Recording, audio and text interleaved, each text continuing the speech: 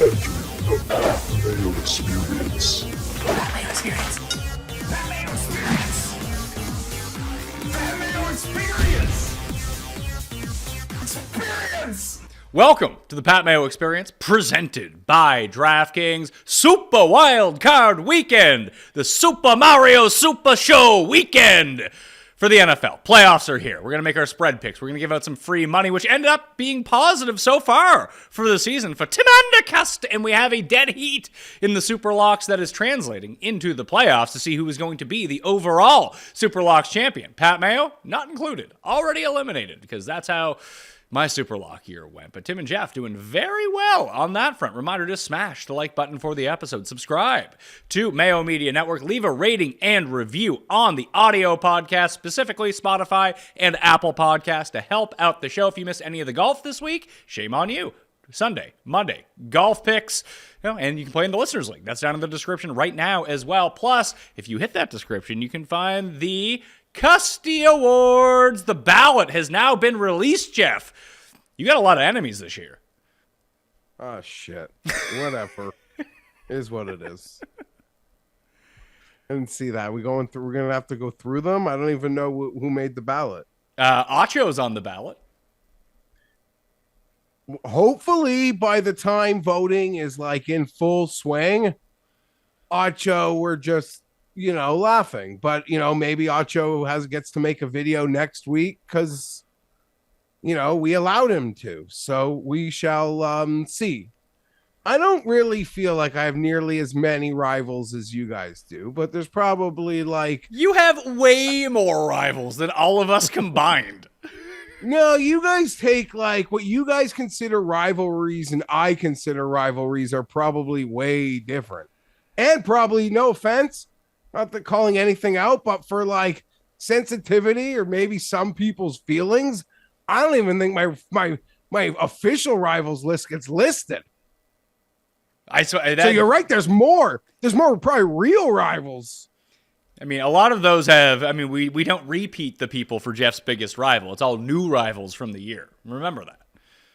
Okay, yeah, that's fair. But I don't know, like one or two Twitter exchanges doesn't count a rival. We got to like cross like probably 4 or 5 to get into like a true rivalry. But because I disagree with you on the internet or think you did something stupid a couple times, I wouldn't consider you a rival. I'd sit and have beers with probably people who I assume are on that list. I mean that. So whatever. Paul, it sounds like he's trying to walk it back. I want Geoff to guess who's on the ballot for his biggest rivals. No, I don't want to do this right now. I could work. I don't want to do. I'm not. No, I don't know. You may have forgotten about some of them. Could have been a crown. Maybe, but I'm just saying like 2 to 3 Twitter exchanges doesn't make you like Red Sox Yankees. Like we're not rivals yet. We're not Duke, North Carolina. There are a few true blue blood rivalries in here. But like, I feel sometimes for dramatic effect. Hey, Tim's got 17 categories probably that involve dramatic effect. So I'll take mine. Well, but I feel for dramatic effect that some of them are, like I said, a couple Twitter squabbles. I don't think he has a rival. I'd give you props and we, could eat some tenders and a beer. Well, let's bring him in, the man of the hour, the one who the Custy Awards are centered around. No, it's not the coin. It's not Paul. It is Tim Cust. Tim Cust. That's not my name. And I actually think Geoff's wrong in that it depends on the quality of the exchange. Some of these exchanges, although there may only be 1 or 2, are of such a toxic nature that to call them anything but your rival would be a problem. No. Yes. That's how when you're trying to give them the people's elbow from the top rope. You don't give the people's elbow from the top rope, Tim. Sure you do. It's a sad scene. Listen, already put that on the Custys Ballot for next year. Listen, I get Macho Man used to do that. The Macho Man doesn't give the people's elbow. What was he? The flying elbow? What was Macho Man's? Tim, I've forgotten now. You're like Donnie in Big Lebowski. You're out of your fucking element. No, pal. see, I watched a lot of that wrestling. Yeah, sounds like you did. And I have all those rubber characters that you have. Yeah, Geoff, take it away. Tim's so old school. He's got like the Genkos. He probably doesn't even have the Hasbros. I have the rubber old school wrestlers. Yeah, I get into this problem a lot with family and friends. Like, if I'm just passionate. That's all. I don't care as much as I'm not as angry or as But look, some exchanges are less. I get in a lot of trouble. Let me use three letters. A lot of trouble. I get in a lot of trouble. Let me use three letters. NFT. That's a one-time fight. Listen, that has to be on a rivals list. You should see my DMs. I mean, to say certain people didn't discuss NFTs or push them would be like me and you saying we didn't discuss Jets or Chargers on this show. But I get in a lot of trouble because I get in a lot of trouble because sometimes I just should shut up and say nothing. And, I take things personally, and there's things that like go on in families. I'm not Harry. There ain't no books coming here. That little squatch. But I'll run my mouth, and some people like to deal with things more methodically. But I just will run hot and tell you, like, fuck off, you lollygagger. Yeah, I have no opinion on the truth of the discussion being had because I'm a neophyte. But just I remember that exchange and thinking, that's a rivalry exchange. Well, maybe we'll see the people. It's in the people's hands now. It's all up to the people. But I got bigger fish to fry at the moment than actually. Well, you'll be my biggest motherfucking rival. Yeah, you should leave. That's true. Should leave. You are the leading contender for next year's Custy Awards. It's something. Yeah, no, you should leave. And Pat, like, no offense. I don't mean offense.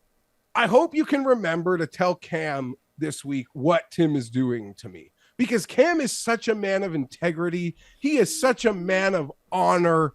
He would never, like, Tim considers himself those things. No, like what you're doing is so lowbrow.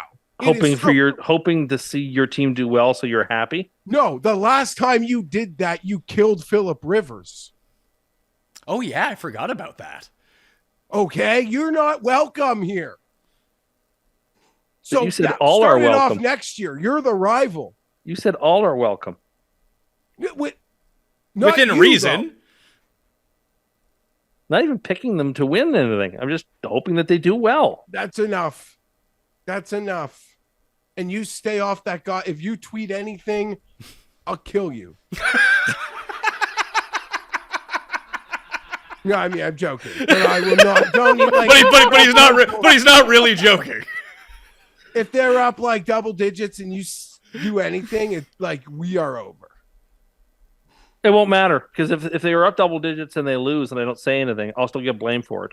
I already went through that this week. No, you can leave right now, and you will be fully exonerated for anything that goes on. All right, fine. You know what? To hell with the Chargers. I hope they lose by 45 points this week. Great. Yeah, he doesn't believe it. Is that what you want? Fine. He doesn't. No, I do. I don't care. He doesn't believe it, Geoff. Them to win anyway. Geoff, he told me earlier. He told me earlier he thinks they're going to win the Super Bowl. No, I don't. I don't think that. I don't get to make an AFC Super Bowl pick because my team is out. All I have is the 49ers to make it in the NFC. And then I'll have 3 consecutive years where at least one of my 2 Super Bowl preseason picks have made the Super Bowl, which is a pretty decent track record. This is new for you because usually you just revamp your picks after every round of the playoffs. No, I'm not going to do that. I'm just going to stick with San Francisco in the NFC, and that's it. Okay. There's no more credit. But now I kind of hope that the Chargers don't play very well at all. I mean, so for some reason they're favorites on the road against a team that killed them. Yeah. They have the stupidest coach in the playoffs, which is impressive. That week 3 game is only relevant if Yokozuna comes and gives Herbert a bonsai drop before Saturday. Oh, are you sure it wasn't Rikishi who gave him the bonsai drop, Geoff? I'm getting confused about who did what in wrestling. I mean, your team is in trouble. Whatever, we'll get there. You can make a pick on the game, but you have rescinded your Yeah, I'm not cheering for them. Good. Fine, to hell with them. Good. If you want to vote, and when things go badly, don't come looking to me for an iota of sympathy when things go badly. Don't come asking cap in hand for any sort of empathy on next week's show. None will be given. None will be offered. It's a coin flip game. Like there's a 50% chance things go badly. Your coach would in that coin flip would take, kicking the ball off in overtime because that's what real football people do. Your coach talks about all gas, no brakes. My coach lives it. But we can if you want to talk about your team, like, go ahead. You think you hurt my feelings about my team? You go ahead and try. No, I'm saying you have the 13th pick. I don't even know if you is there anything even positive to take from the year? You have a couple good players, but so does Carolina. J.C. Horn and Burns. Every team's got a couple good players. Chicago's got the first pick. Would I rather be Chicago than the Jets? Would you rather be Chicago than the Jets, Pat? No, I'd rather be the Jets at this point. Houston has the 2nd and 12th pick. Lots of cap room. Rather be the Jets. Arizona, I'd probably rather be the Jets. Yeah. I guess this backfired, but yeah. Anyway, all the do you want to rank top 10 quarterbacks too, Geoff? All the teams you just listed would need 3 good first round picks to kind of catch up to where the Jets currently are. The difference between them, the Bears and Arizona, is they might have a good quarterback. We don't know if they do have a good quarterback. They might have a good quarterback. We know that the Jets do not have a good quarterback. No, well, Arizona doesn't have one next year. And is he going to miss the entire year? He got injured in December with an ACL. There's no way he comes back before December, and the year's lost. So he doesn't come back next year. Derrick Henry had a fucking Liz Frank. Came back in 2 weeks. He's not coming back till December next year. And then what's the point? Let's talk about those Jets. We have to do an RIP Jets. No, I want to talk about my free money. Well, I already said that you won it. Oh. Your best year ever. Congratulations. Do you not remember me saying that you won it?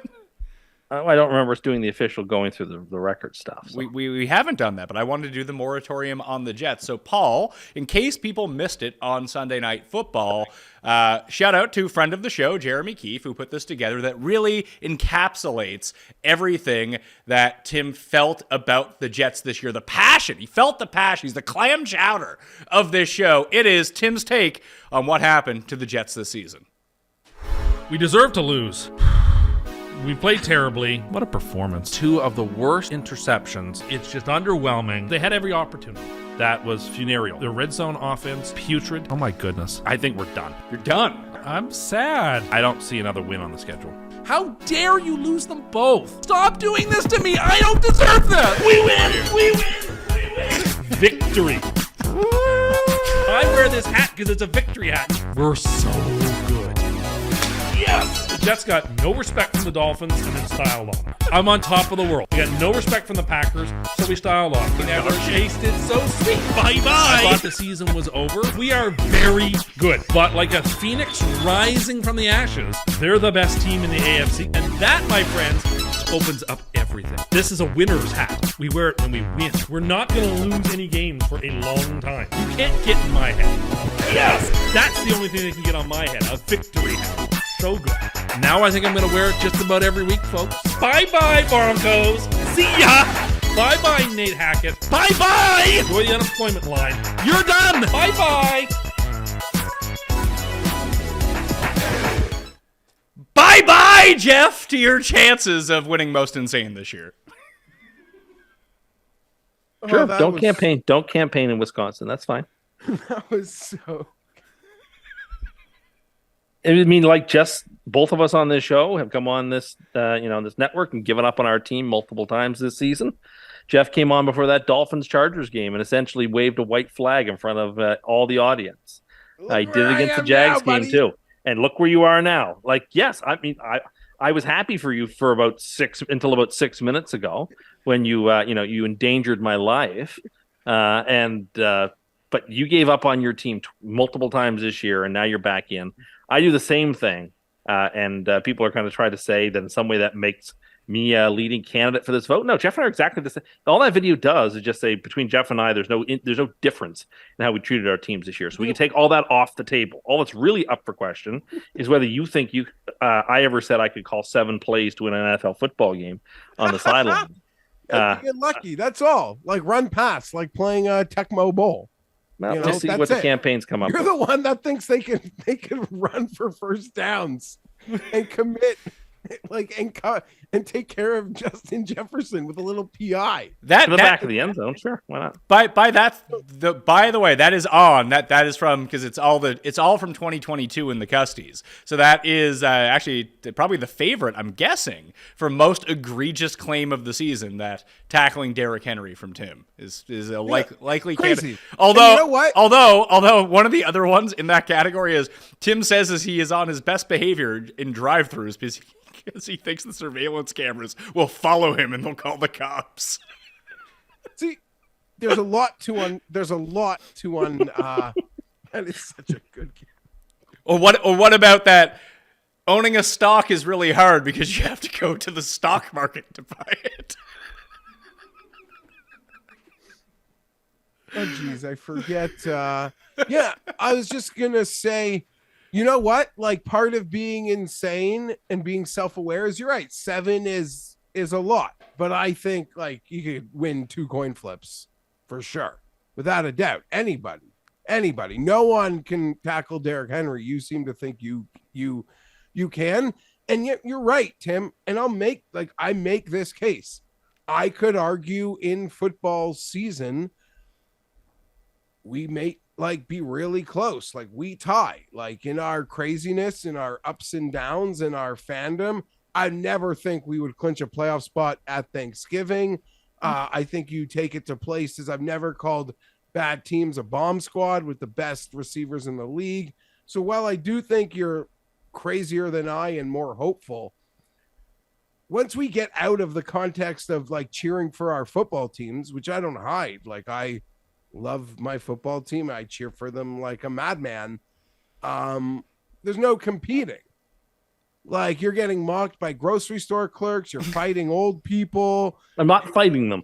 Well, that this both falls under most Cust story. There's a lot of them that are nominated. And again, you can check out the Custy Awards link. Vote for free. Just once, by the way. 1 email address per ballot. So Tim now has to pay like someone to go create new email addresses to vote for him this year after last year's. After what he did. But there's 2 in most Cust story, and this is going to be the most heated battle of the Custy Awards, I think. One is the old man at the store, when Tim got scared of the old man at the store after Tim stole his pie and then didn't even buy it and hid in the grocery store. That or wearing the gold or wearing the medal on every marathon day. That's a tough battle. It is endless. I was told calling ice littering was the worst thing. That's in a different category. Oh, okay. See, I don't vote on this thing. And Tim, like, again, it's about kind of being self-aware. Like, I don't like normal. I don't even like hanging out with normal people. Normal people who are phony and try to like go by like what would a normal person do here. Like, those are the worst people on earth. Those bunch of squares, and no time for them. So I appreciate your quirks and others, but I'll admit, like, I could be insane. I think I'm less insane than you. You think you're normal. Like, that's the weirdest thing about it. I am. That makes you every bit, like, that almost makes it a no contest. Like, that, this alone. Hear that, voters? Geoff has such disrespect for you that he doesn't even think you need to weigh in. It's so cut and dried that he doesn't even think you should vote. Well, prove him wrong. Prove his presumptuousness wrong. And go vote Geoff. Paul. I just wanted to tell the voters to stop wasting their votes on me because don't vote for away Paul 10% or of anybody vote. else. Or maybe those were Tim's bots. I'm not sure. Yeah, don't vote for anybody but Geoff. Oh, I saw an article. I saw a thing. I don't know. A Joe Rogan clip came up on my phone today about the Macedonian bot farms you've been hiring. Absolutely 0% chance was I involved with any of that. If there are supporters who are enthusiastic, I can't help that. Very good people. I'm just, look, we love you, but I didn't encourage or ask for any of that stuff, and I don't want that stuff.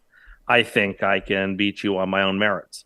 And if people felt last year like things were done inappropriately, then use your ballot. Lend me your ballot for 1 vote and vote for Geoff. Think how much fun this show would be for 12 months if Geoff had to wear the insane person moniker on him the entire time, and I was free from those fetters. Think how much fun I would have, the show would have.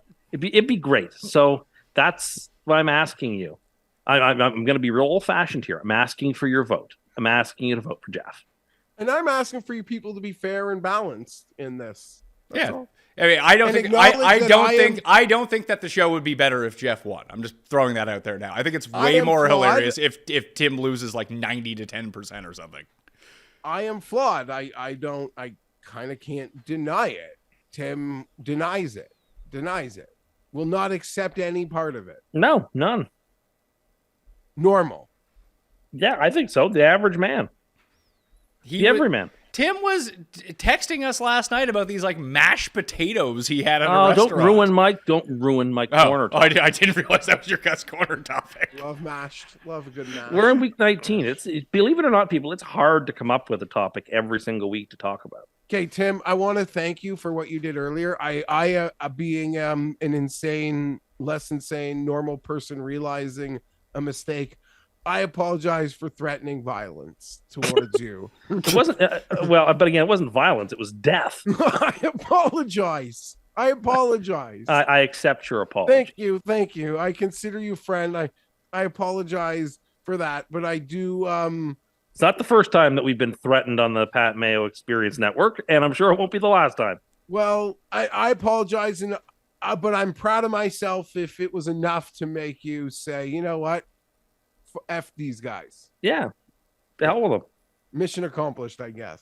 It's hard to imagine that you're going into a game with the worst quarterback, but you are. So that's why you're going to lose. You called the guy. That's fine. You called him a CFLer a month ago, you moron. I think it was like a year. I think it was a year ago. No, this is. See, you say you don't remember that, but he's on Steffi Graf, aka Trevor Lawrence, is on the most reverse cursed. On October 9th, Tim said the Jags and Jets are about to have the same record, and that that Trevor Lawrence may not be good enough for the CFL. That was on October 9th. Okay. Well, obviously I was wrong, wasn't I? You also said I don't remember saying that. I thought I said that sort of stuff last season. I didn't think I'd said it this season, but whatever. You can't even keep track of your own outrageous claims. I do want to talk to you about the Jets, though. It's the last time we'll talk about the Jets, unless they make unless they make some sort of news here. Do you think they'll fire their coach? No. If he was going to be fired, he'd been fired already. Do you think Zach Wilson will be back? Probably. Not to start. I think there'll be an open competition, which I don't believe he'll win. Who can you power rank for us? No. See, I don't want to do this game because whoever I put last is who the Jets will sign. Okay. I mean, I could be dishonest and like put Lamar in last. That's who I want most. But so Lamar is. So I haven't really given it enough thought. Well, this is listen, Tim. No one's gonna. The Jets aren't going to hold their free agent signings to what you say in the moment right now. I want your emotion, your gut here to tell me, power rank your wish list for quarterbacks right now of plausible candidates. Okay. I guess it's Jackson 1, Rodgers 2. Those are the two likeliest, I think. And then there's a gap. And then Carr, whoever we could draft at 13, Garoppolo. What about an aggressive draft trade? Like not drafted 13, but jump into the top 5 and do that again or something. Well, see, here's the thing. I haven't grinded enough tape to be able to speak on these quarterbacks yet, to know whether, like, I'm very nervous about Bryce Young, like size-wise. I don't know that he's much different than Kyler Murray, which is concerning, but I can't believe you call it grinding tape. Like watching a YouTube highlight pack. That's what you mean, right? I watch lots of clips. But you only ever watch positive clips. You never see any negative plays from any of them. That's not true. I try to type in like worst plays by or whatever. I'll guarantee you this, Geoff. By the time draft season rolls around, if the Jets have not signed a quarterback as of yet, Tim is going to become a real big, what is his name, Anthony Richardson fan. That's going to be his guy. I did see him mocked to the Jets already. I don't know enough about him But I hear, and but legitimately speak about him. in 3 months' time, he is going to be likely the best collegiate quarterback prospect of all time, according to me. I don't think that's true. But, I think I had, what did I say, third or fourth would be whoever we could take, maybe It third, Will whoever we could take Levis, at 13th. So that would be my ranking. I think the Jets have a lot of capital to basically take any QB they want that's available. I still Question can't believe is, do you they say really want to do it? I can't believe you said you would throw in Sauce in a trade for Lamar. That's crazy.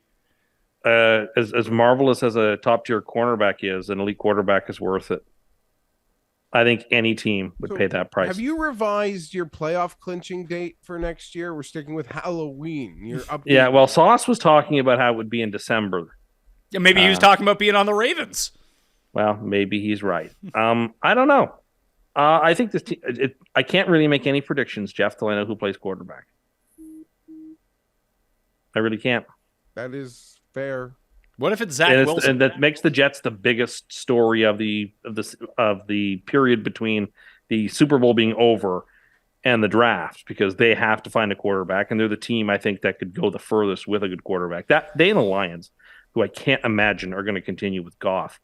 Those two teams are like the biggest question marks to me, and Baltimore about what they do. I don't think the quarterback. Lions are looking to get into that veteran market. They'll use their pick. They'll use their picks to either like trade up or stay where they are. No, I'm not so sure. I don't think Dan Campbell wants to put a rookie in there and chance what they've got. I think Goff is pretty cheap. I feel like Goff took them as far as he can take them this season. I don't think getting Derek Carr makes them better. So you've essentially said unless they can get, he might. I think he does. Does he? Unless they can get Rodgers or Lamar, there's no way for them to improve on Goff. Or even Garoppolo. Even Garoppolo would be an improvement on Goff. Like I feel like Goff is these guys. Yeah. Like there's no real difference. No, not quite. Not quite. I mean, we saw it Sunday night. Goff was god awful. Sure. Like horrifically bad. Like we've seen Goff be. I mean, they still won that game. Despite him, they did. You're right. They got a lot of help from Green Bay. But you think that putting in Jimmy G is going to fix that? Not fix it, but you've got a team in Detroit which is kind of in win now mode, and I don't think they can afford to. I disagree with that. The cheap contracts and the way things are set up, I don't think they can wait too long. Yeah, but you can't go after one of the I think you're right. If they get Lamar or they get Aaron Rodgers, then yeah, they are in win now mode with the roster that they have in place. If they get Derek Carr, they're going to be they're going to be exactly the same. They could keep Goff and draft a quarterback. Yeah, that's the move. I would not do that. I would send Goff packing. But they're never going to win the Super Bowl with Goff. Correct, which is why I think that team has the potential to do that with a decent quarterback. Okay, fine, but unless it's Rodgers or Lamar, I'm not so sure that that's true. All you need to do is be decent. I don't know. I mean, Carr could be decent. Jimmy G could be decent. I like chances. Goff can be decent. Like we've seen Goff be decent. Like those other two guys. There's too many games this year where Goff just didn't show up. Maybe they can get Matt Ryan. I suspect Matt Ryan's going to retire. I did want to talk about the head coaching stuff before we jump into the games, too. Carolina, Indianapolis, Arizona, Houston are the four that are currently open. Geoff, which one do you think is the most attractive job? I guess Denver is Denver and Roseburg or whatever his name is. Maybe they're going to bring back Jeff Fienberg to coach the team. Carolina, Denver, Indianapolis, Arizona, Houston. Probably sounds crazy to some. I think Houston. Me too. First pick in the draft. Or Carolina. I think it's Carolina. Yeah. Carolina underrated. I think there's I like a lot of the pieces that are there. A really rich owner who would be committed to overspend or do whatever it took in the sort of same way the Rams did, I feel, if the right situations presented themselves once they had a couple good, once they had a good enough team, I feel like they wouldn't hesitate to go above and beyond. But Houston, the draft picks, I think it's a very clean situation, but the owner is apparently a total dunce, according to most. As is the GM. Yeah, who they're keeping. They're keeping. For now. That's right. But they normally a very cocky, arrogant guy. I watched the presser there yesterday. It's the first time he seemed to take any sort of accountability. Well, you make 2 hires and they're both one and dones. Like what seems to be the common thread here? Do we think that Indianapolis is all of a sudden a bad job because they had a bad year? Is that a team that can just These are all bad jobs? Yeah, but like this might be the worst crop of No, job Indy's openings. Indy's a good job. I don't think Indy's that bad of a job. Like, if you just got them a real quarterback, like in 2 years' time, are they just dominating the AFC South? Or is this now like Jacksonville's division? Not necessarily. Because it seems like Tennessee is somewhat in flux now. Yeah, but there's 3. Listen. Look at the playoffs this year. Okay, look at what we had to watch on Sunday. This pathetic, no offense, this pathetic Dolphin team. With this current quarterback situation. Every rollout pass from Skylar Thompson, it was like playing 500. You know that game 500, or you throw it out like 500 up? Yeah. Yeah, 500 up, or the guy yells up, catch, like lob ball. Like, it was an embarrassment. The Patriots, the Steelers, in the NFC, that shit show. If you're half decent, you should make the playoffs. There's 7 spots here now. So I don't yes, it might be Trevor Lawrence should probably be the favorite in the Jags to win the division for a bit going forward. But in the same way I feel about the Chargers, they have Patrick Mahomes, but we got to be god awful to not make the playoffs most years, even though we might not win a division. There's just too many playoff spots. There are 3 wild cards. The league sucks. If I threw the Rams into this mix, because I don't think Sean McVay is going to be back as coach of the Rams. I think he's just going to leave. I just saw the offensive coordinator, Cohen, ended up going back to Kentucky, Tim. Are the Rams or the Broncos the least attractive job? I think Arizona is actually the least attractive job. Interesting. Then the Rams, the second least attractive. We can get Steve Wilkes to Arizona. Problem solved. Yeah, really. I think the Rams second least attractive, Broncos third least attractive. Rams search won't be long. I honestly believe McVay, like you, Pat, he's going to step away for a bit. He'll take some TV money and he'll be such a hot commodity. They'll just elevate Raheem Morris and they'll let McVay know the job is yours if you want to come back in 2 years. I think that's going to be just a simple Raheem Morris is the coach now. That works well in Tampa. Both when they just gave Bowles the job, and he's been terrible at it. And Raheem Morris has been a head coach before. Wasn't very good at it. Yeah, but no one expects the Rams to be any good now.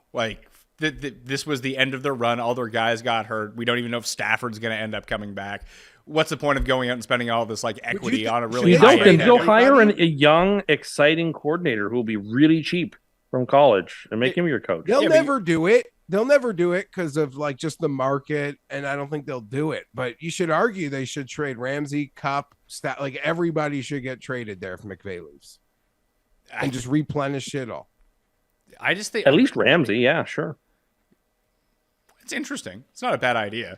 Do you think Stafford comes back, or is he done? The NFC West is so terrible that the Rams only would have to go 9-8 to make a play.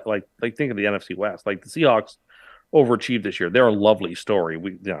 Every year, half the teams don't make the playoffs again. The Seahawks are probably one of those teams next year that are not going to make the playoffs in terms of the talent that they have on their roster. Maybe. That's at least I would suspect that. Stafford said he was on his wife's podcast. He said he's coming back. We'll see. I'd say it's 50-50 at this point. This seems to be a classic move at this point. He might be too young for this situation, but why doesn't Indy just trade for Stafford if he's actually going to play and he's fine? Yeah, I guess. Isn't that what they do at quarterback? And although he seems to be 5 years, it doesn't work. No, it doesn't. But at least they're he's the best version of this. Pat, they seem like they're ultra committed to end the cycle, and I know it's an easy connect the dot fun morning after the season, but there's a lot that even shows there's some rumblings. They'll make a trade. They'll move up. They'll dance with Chicago. Maybe Chicago executes the pick on a quarterback and they trade for Justin Fields. They're not going the veteran route anymore. They're going to just do this now. If they got to pay a piper to move up 2 or 3 spots, they'll do it. If they think they'll get their guy at 4, they're not going that route. They're playing the other game now. Do you think that Chicago will actually, I know they're talking about like entertaining trading or drafting a quarterback and trading Justin Fields. I don't know if I necessarily believe that. I don't think it would necessarily be the wrong move, depending on how you rated Bryce Young or whoever it is that you like at the top of the draft, because you kind of reset your rookie contract at quarterback, which is really nice. And you'd get a bunch of stuff, I think, for Fields. I just don't think that anyone, I mean, outside of Cliff Kingsbury, who did do this with Rosen and Kyler Murray, but Rosen was absolute trash. At least Fields looks like he has some upside to him. Like, do you think that they would ever trade Fields, or is this just like internet rumor mongering? If I were the Bears, I'd be saying everything and anything so that people don't know what I'm going to do with the pick. Exactly. You want to be a master of disguise. You want every rumor to be out there. You want you leaking to very reasonable sources. We're thinking about X. We're thinking about Y, even if you're not thinking about it at all, to keep people on their toes so that one team panics and offers you a price. The thing is, we are moving into a pro analytics world. And one of those things is that you never, ever, ever give up first round picks basically for anybody, even quarterbacks. So I feel like that's, I think the amount of teams that are going to be coming cap in hand to trade, like I think there's a very shallow pool of teams that would be interested in offering Chicago what Washington had to pay multiple years ago, or the Rams had to pay multiple years ago to get the first pick. I disagree. Look what freaking San Fran paid to move up to 3 2 years ago. I disagree. And it blew up in their face. But like, I'm I just really saying, think that if lessons have an been organization learned. It never works. If an organization needs a quarterback, loves a quarterback, someone. When has it I ever just worked? disagree. In the last few years, it's been a failure each and every time. Well, I don't think so. I think there's giving up. I'm not saying there's nobody. Giving up first round picks, nobody. Giving up a series of first round picks year after year just did lead the Rams to win a Super Bowl.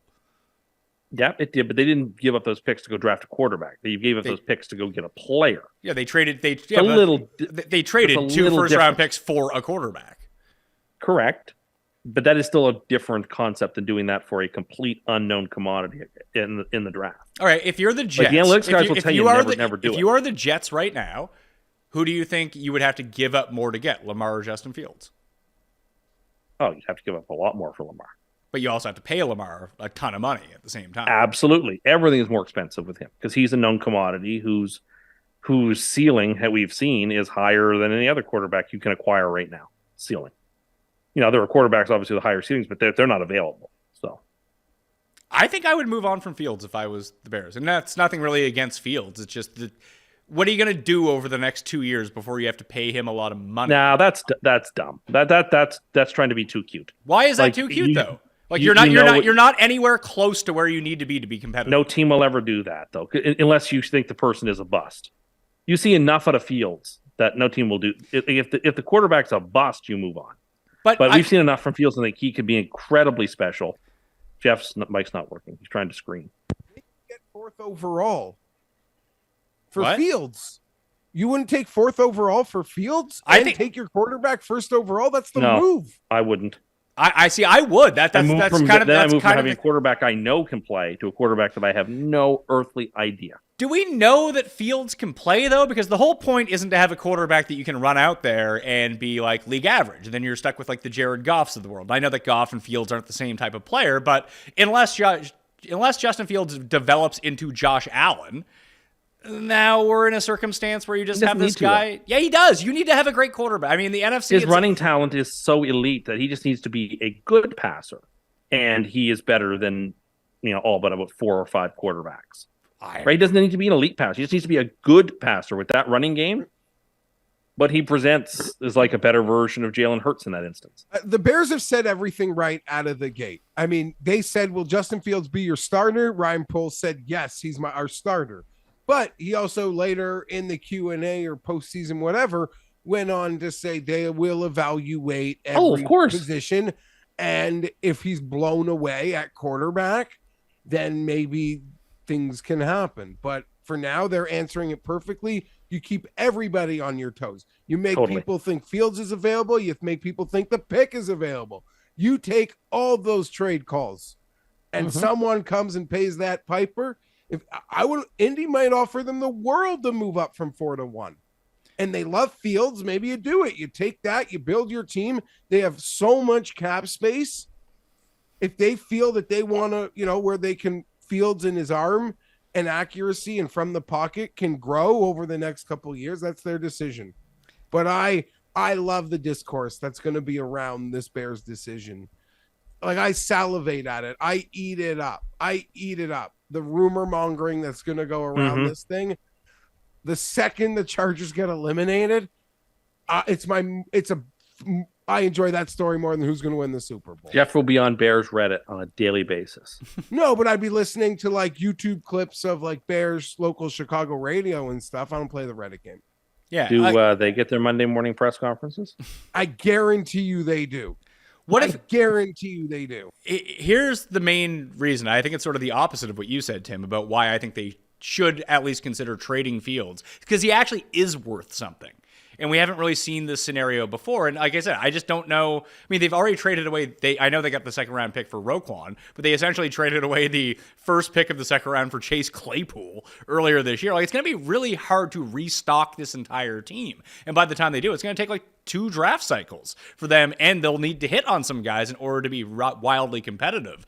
And then you're still just banking on, is Justin Fields going to get there? I don't know if he's ever going to get there. You can at least reset your clock and accelerate your process by gathering more picks. Like, if you're Detroit, and let's say Detroit believes in Justin Fields, they think he's a top 10 quarterback, why wouldn't you give pick number 6 your first rounder next year and Goff? They won't send Fields in the division. No, never. They could offer him 6 first-round picks in Chicago. I think you wildly overrate that. It doesn't happen. It doesn't happen. It never happens. Never ever. Well, it's not like there's just a bunch of trades in the third NFL rail all the time. Okay, I will give Pat this. If Ryan Poles trades Justin Fields to Siberia or Detroit, if Justin Fields becomes a top 5 QB in the league and the quarterback they draft isn't good, it's a shit show, dead regardless. But for it to happen in your division, you pay a price to literally be guillotined in town square. And I don't think a GM, like, I don't know. I don't think a GM has the balls. Like, people saw a tight end switch hands in the division and they lost their minds because like a league median, like a above average tight end switch teams in the division at the deadline. It's impossible. If Detroit could be smart enough to finagle a backdoor where they involve a third party and Chicago gets bamboozled in that sense, genius. I would love it. Chicago was making a trade 100%. Either they're trading Justin Fields or they're getting a king's ransom for 1, because they are not going to the podium at 1 and not taking a quarterback. You wouldn't think, unless they become enraptured in the defensive end from Georgia and just say, we don't care. We think this guy can be, DeMarcus Ware, or he can be, that would be wild. But you know what? Is it impossible for the Bears, who, long tout the importance of defense, to say, we have found J.J. Watt 2.0 and we're just taking him? Like, I don't think that would happen. I think they would. But I'm not. A, you certainly put out there that you're willing to make that pick, and these are one of the ways you look at that pick. And B, we've seen teams before make picks, and you think, why in the name of heavens wouldn't you trade that pick? You also have to get 100% of the value you're looking for that pick. And if you don't get it, then you do have to be ready to make that pick. Even though I think you're right, they should either trade the quarterback they have or trade the pick that they have. But I wouldn't say there's a 0% chance that they don't fall head over heels with a pass rusher and say, got to have him. He's a game changer. He's TJ Watt. He's JJ Watt. He's Dwight Freeney. He's someone I've got to have. Who's in the worst shape in the league? Like the worst shape? Well, I guess Arizona. Arizona's probably pretty close, just because the health of Kyler Murray. Yeah. Next year's kind of a blow up. You're not going to get to evaluate him at all next year. I mean, could you make? Well, they don't need to evaluate him. He's in there for a while. But if he played really bad, I'm sure you can just belly up to the bar and dump him. Is there an argument that just spitballing that like at least Arizona's picking 3, like the teams in 17, like a Washington at 17, Denver, or I guess Denver, who we don't even register on the board, or the Rams. I think that the Rams are in more trouble than Denver. I think the Denver situation, while not completely fixable, is not as bad as maybe a lot of people are making it out to be. I think a lot of that just had to play on expectations of when they got Russell Wilson, how good this was going to be, and it all went really wrong. Like, you fix their offensive line, their defense was pretty good anyway. You get Russ, you get in a coach that can actually play to whatever Russ is right now. I still think that they have a lot of talent on that team. The issue with the Rams is they have talent. It's all either injured or old. That's a problem. And expensive, and no expensive, picks. and there's not too many of them. And no picks. And Pat, is you're 100% right in your assessment of who did you break down before the Rams? Denver? Yeah, because we joked for so long in the season that if Denver scored 16 points a game or something, they would have been 7-3. So you got to think, like, I don't know, can you give me a coach who scores 16 points in NFL football games? Like, even if my quarterback isn't what we thought he was, there's got to be enough in there for us to not, do enough to flirt with the 7th seed, as we just discussed, almost how bad you are to not be competitive for it. I do have 3 other teams that could be like sneaky close to the bottom in terms of like what their future outlook is. Titans? Cleveland? Not Cleveland.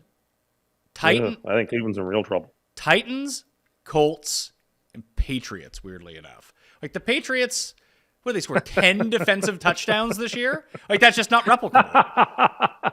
See, here's the other part about that, though. I feel like there's 4 games the Patriots could have easily won. Yeah, but they Yeah, won. but they also stole games, Jeff. They also stole games too. So, like, Yeah, I guess you're Water right. Finds its level. Yeah, It's the same way that I sort of come to terms with the Jet season, and that yes, there were 4 or 5 games we should have won, but we also stole 3 or 4 games we had no right to steal. So these things all sort of like work themselves out. And I'm not saying that the Patriots are going to be the worst team in the league. I don't believe that. I feel like that actually kind of works against them, that they're perpetually set up with the team that they have to go anywhere between 6-11 and 9-8 every single year. Well said. They're not going to bottom out. There feels like no bottom is coming, which is almost the worst case scenario. Yeah, like their defense is too good to make them an awful team, but like they can't be carried by their defense, even like the amount of, like, if you ran the season back again with the way that they played and what their defense was able to score for them a lot, like it's just not going to happen. Like, probabilities would say it swings back the other way. Look at the fucking Raiders this year. It's just going to be like the Vikings next year. Oh yeah, the Vikings under will be the world's most popular over/under pick. I think, but it won't be. No, it won't. Favorites at home. The books aren't giving them. They don't. They won't give them credit. They won't give the Vikings any credit. It'll be like 8.5 or something. Yeah, it'll be 8.5 or 9. It'll be like, okay, that's actually a pretty good number. They're at home in the playoffs. They won 13 games. They're a 3-point favorite to Tim calls the bad news Bears of football, or whatever you call the bench warmers. Outside of Saquon and 2 other guys. Also, we that need Giants team is not good. We need to continuously talk about Brian Daboll as coach of the year, because we all have money on that to win. And the more we can manifest it and the more that people talk about it, since this is a media-driven award, I think that's anyone out there who has Brian Daboll coach of the year, be very firm in your public response. I put the fear of life. I put the fear of God into you on Sunday when I said, this is a media-driven award. Maybe McDermott locked up coach of the year this week. Yeah, I didn't like that. No, screw that. I didn't like the way he handled things. And maybe it's I love done. it. It's great. He's great. It's all media related. He did a great job. I'm just saying. Okay, I big on Vikings futures, as we've talked all year, running whatever. I'm going to shut up about them. I kind of do want them to win the game, but I know if the Giants win this game, if the Giants win one playoff game, I'm cashing a Daboll 30 for. I believe the vote's already in the barn, right? They've already voted. Have they? No, it's like the MVP. I believe they vote before the playoffs. I know it's not playoffs supposed to don't involve affect the playoffs. I think the votes are. No, see, the playoffs begin. Let me go look this up. I'm pretty sure you're right that I think it's one of those things where the playoffs aren't supposed to affect anything, but in the NFL they do. Yeah. See, what's always funny in the NBA when they hand like they give the guy the MVP. I mean, like Dirk Nowitzki'd get the MVP the first round of the playoffs and they'd lose to the Golden State Warriors or something funny, like 4 days later. You're like, if we did the MVP now, maybe we wouldn't have given it to him. You can't, I guess for the integrity of the award, the ballots should have to be in before Saturday. According to this, they are. Yes, voting for each award is done. I'm just saying. You know what? I'm not picking McDermott, but I think McDermott could have very one playoff carried win away for people's Daboll. hearts. One playoff win for Daboll would have gotten, like, I think he should get it now. And maybe it's my bet talking. But one playoff win, is. I'd have been spending the money. Unless, yeah. I will caution you about spending the money on something that's minus Right. 20,000 before it actually hits. Just wait till it hits, then spend the money. Don't spend it before. Trust me. It's always dangerous, Pat, yet to hit an award. You hit a big future award future the night before the Super Bowl. I mean, it's a good thing. It's like just the cash is there, but Oh, it just occurred to me, Denver, in their final coup de grace to you, screwed you over on all your win totals, didn't they? I bet It just occurred to yeah. me now. They pushed me, all your win totals Okay, pushed. I Denver, felt- one I final twist of felt- the knife. I felt blessed to get the push. Like, because if my headset where we were 6 weeks ago, I'd have given anything for that push. And I bet Denver -1. I feel like an idiot because I should have reacted quickly to get some Denver like +140 when we were doing the show last week. So I'm an idiot because I missed that. But I did make a big Denver bet last week to get a bit of that future. But I'm happy pushing that much money can sometimes feel like a win. I hit my Bettors know Seahawks what future. That was the big thing on Sunday. My Seahawks Yeah, but future came in. I needed that. But no, I mean, you did need it to stay somewhat competitive because, I mean, both. And in my Dolphins one came in. Yeah, but Geoff hit Bears' first pick. Yeah, and I got the push on Washington, so I don't lose that one either. Whatever. Well, I congratulations don't to know both you can beat me. Geoff, you and I I. don't think you can beat- Yeah, I don't think you can either. After I think that was 14-1 when you bet it. Yeah, I bet it after week 1. They lost to the 49ers, and I was like, yeah, let's go. Bears' worst record. And thank you, Lovey Smith. Lovey Smith, real hero. So the Mayo Media Nation got to cash that. That was very nice. And the Jags to win the division the night before. Both of you and I both hit that. It was great. It was going to be a very profitable weekend until things happened. I mean, credit to you. You bet it before the season. I jumped in. Amazing. I got such a good number that late, but I think I said it last week. The week the Jags played the Dallas and the Chargers played the Titans, and then that made it set up the one in the week 18 game just with that one week's event, a +475. So go Jags. I was cheering for the Titans. I would have rather played a quarterback without the dimensions of Trevor Lawrence. Well, let's get to the picks recap. Here you are, Tim. We're 51 minutes into the show. You hit your free money. You're 6-15 for the year, which actually makes you up money for the first time ever in the 8 years we've done this show. So congratulations to you. Thank you. Appreciate it. Take a bow, wear the medal. Let the clerks know.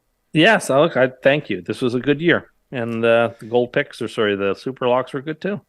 You guys tied for best super lock record. I have been eliminated. You guys both won last week, 13-5 on super locks for the season. So how this is going to play out is you guys need to go head to head for each round of the playoffs until it's golden goal, Geoff, as you pointed out. That once someone wins, it's over. Yeah, I didn't know what you wanted to do. Is this going to be like a total playoff No. super lock record, or just we're going to play till someone doesn't answers and can't be responded to? Tim hasn't made mention. Normally, he's quick to mention how much he loves a week or how much free money. He said it on the Sunday show. There's free money on this board. Yeah, I have a 5-team money line parlay Five that team? can't miss. Are you middling a game, or you picked a total? No, I just Surprise have 5. us. Surprise us. I'm sorry that I asked. I'm proud of my 13-5 super lock record. I wish, probably like a lot of bettors out there, that we had the discipline to just sort of play our favorite game, but the NFL goes on prime time in extra nights, and I can't resist.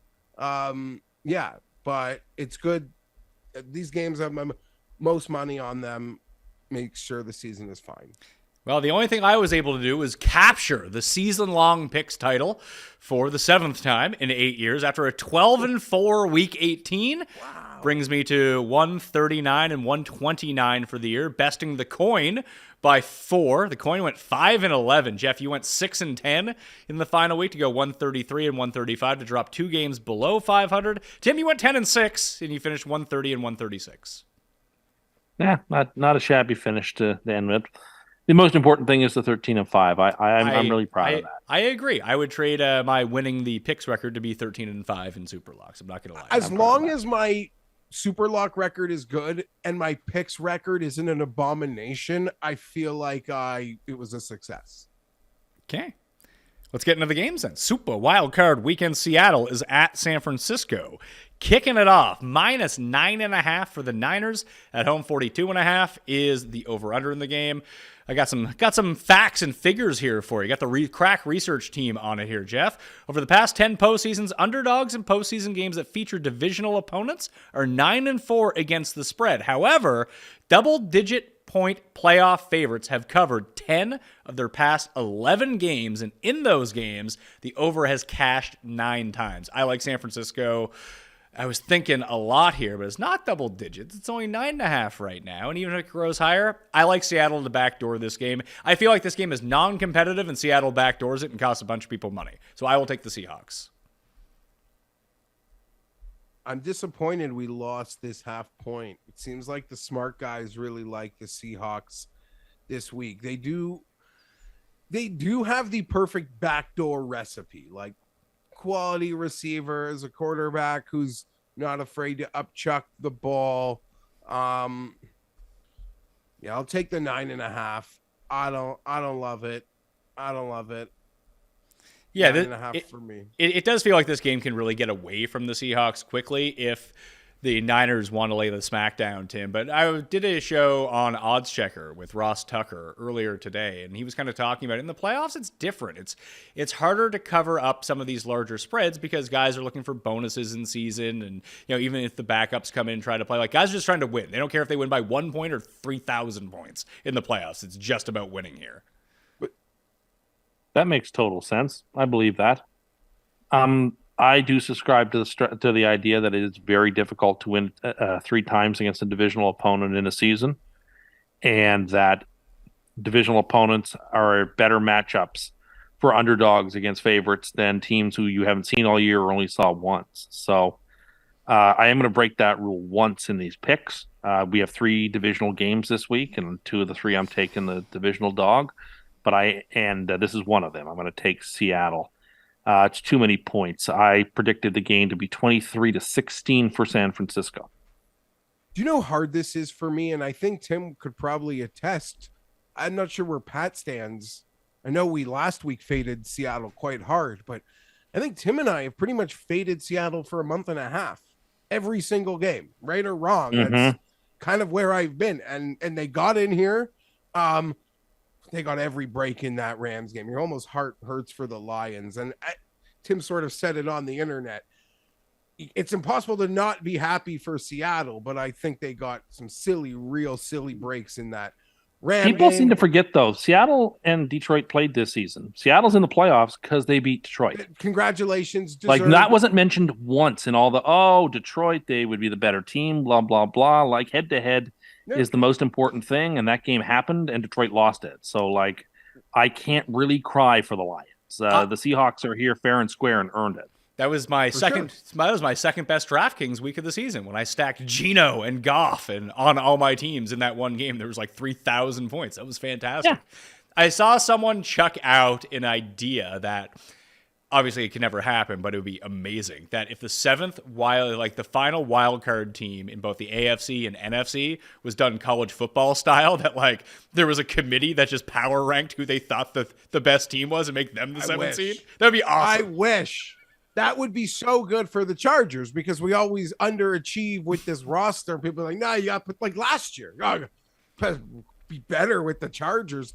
That'd be great, Pat. I Until you got blown out, and then the next year the committee doesn't pick you when you're the deserving team because you embarrassed them the year before of being chosen. Fair point. The other thing that isn't being discussed enough in this game is that Pete Carroll, for all his foibles, is a very good defensive coach, and he's playing a quarterback who's in his first playoff game and a rookie who has never been in this type of intensity in his life. And there is a significant advantage to Seattle that tips in that direction. So don't be surprised if Purdy sees some defenses he's not used to, and Seattle throws some stuff at him that confuses him. And also, as much as I like Shanahan, his record in the playoffs, like he loses games he shouldn't lose. So Anyway, And these are two quarterbacks making their first ever playoffs. That's correct. This Gino's also a playoff debutant, but he's been in the league for 10 years. Now he may have been a backup on that Giants team that went to the playoffs. I'm not sure, but it's certainly his first regular season, his first start. But my point is, Purdy's played. You've known the name Brock Purdy for like 2 months in your life. So don't be less than that. So don't be surprised, or just there is a chance that he just turns into a pumpkin. In any of these playoff games, and a divisional game is one of those spots where the world doesn't see it coming. But Seattle's live in this game. I don't think they're going to win. Like I said, San Fran 23-19, but Seattle is very live here, and you one looks down their nose at a divisional rival with great caution. I have less confidence in Seattle than you do. I'm actually concerned because when I pick a game, and my theory for the pick is I'll get the backdoor cover, like, I don't feel like very sound in that at all. Especially that means it's a 2-score game. The 49ers front guys are still going to be in there. Could just as easily be a turnover on that drive. I'm expecting to be a backdoor cover. Pat, I know you mentioned your conversation with Ross, and it makes total sense that, yeah, playoff games, tighter scoring, harder to get that lopsided victory, but it's almost like, how do you put this? A bad example maybe, but in a hockey playoff game, they'll pull the goalie early in an elimination situation, and then all sort of bets are off in terms of total and spread.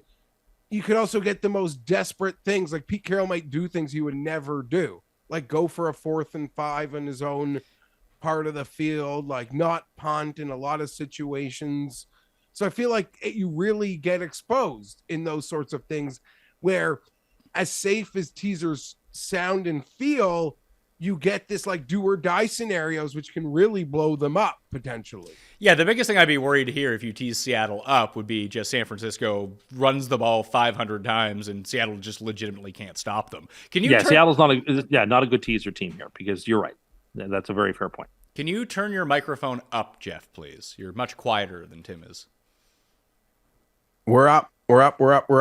Yeah, there we go. Paul, big thumbs up from Paul from behind the camera. There we go. All right, next game. Your Chargers, Geoff, get the Saturday night slot. They are 1-point favorites in Jacksonville against Steffi Graf and the Jags. You two are big on this, and I saw people on the internet fighting about it too, and like very passionately arguing about it. Who cares when people play in the playoffs? Like what times? I don't understand. It's just fun.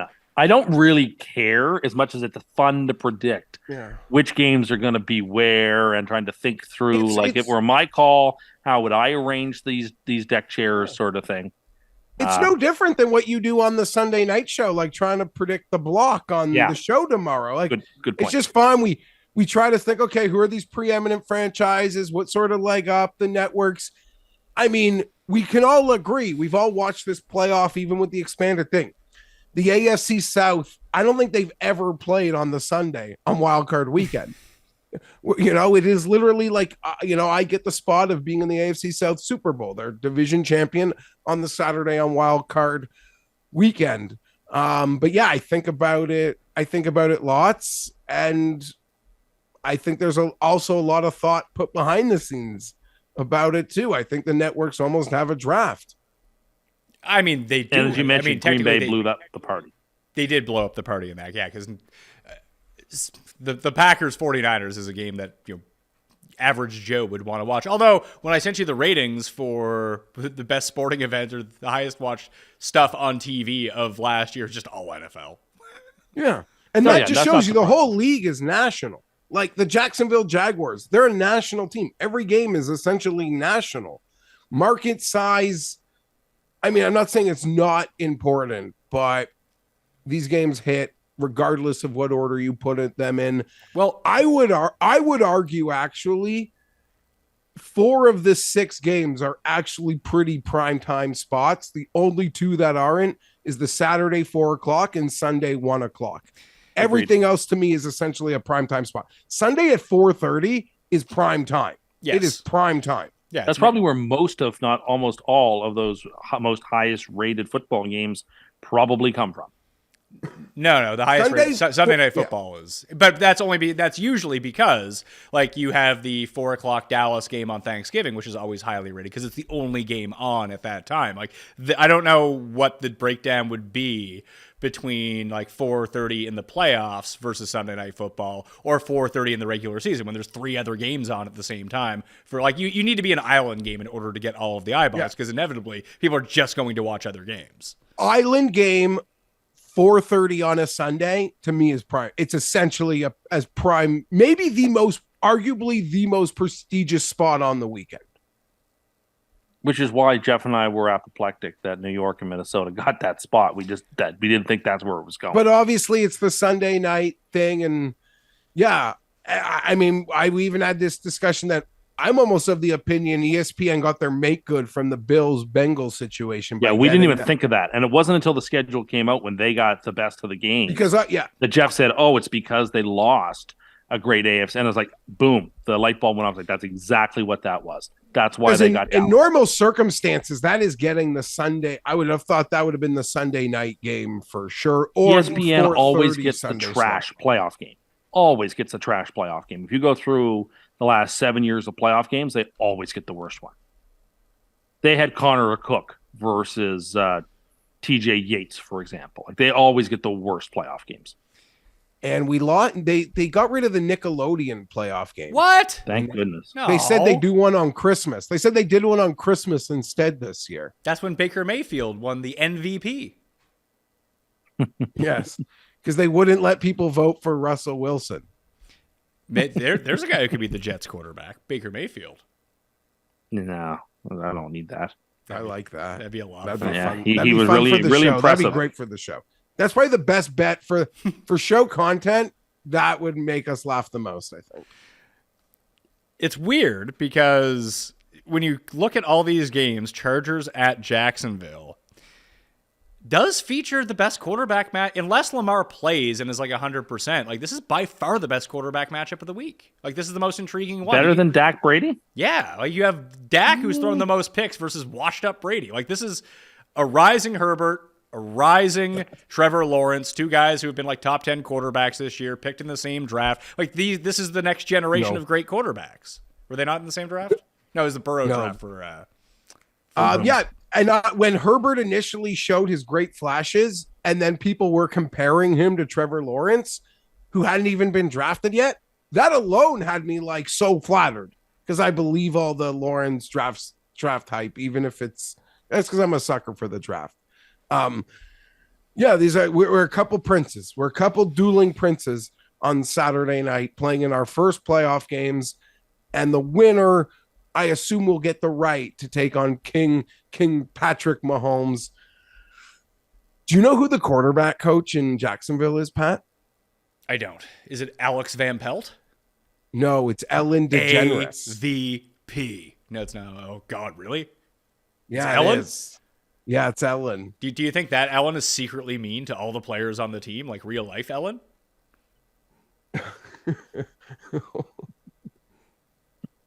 No, I think the only Charger left from the McCoy days would be Keenan Allen.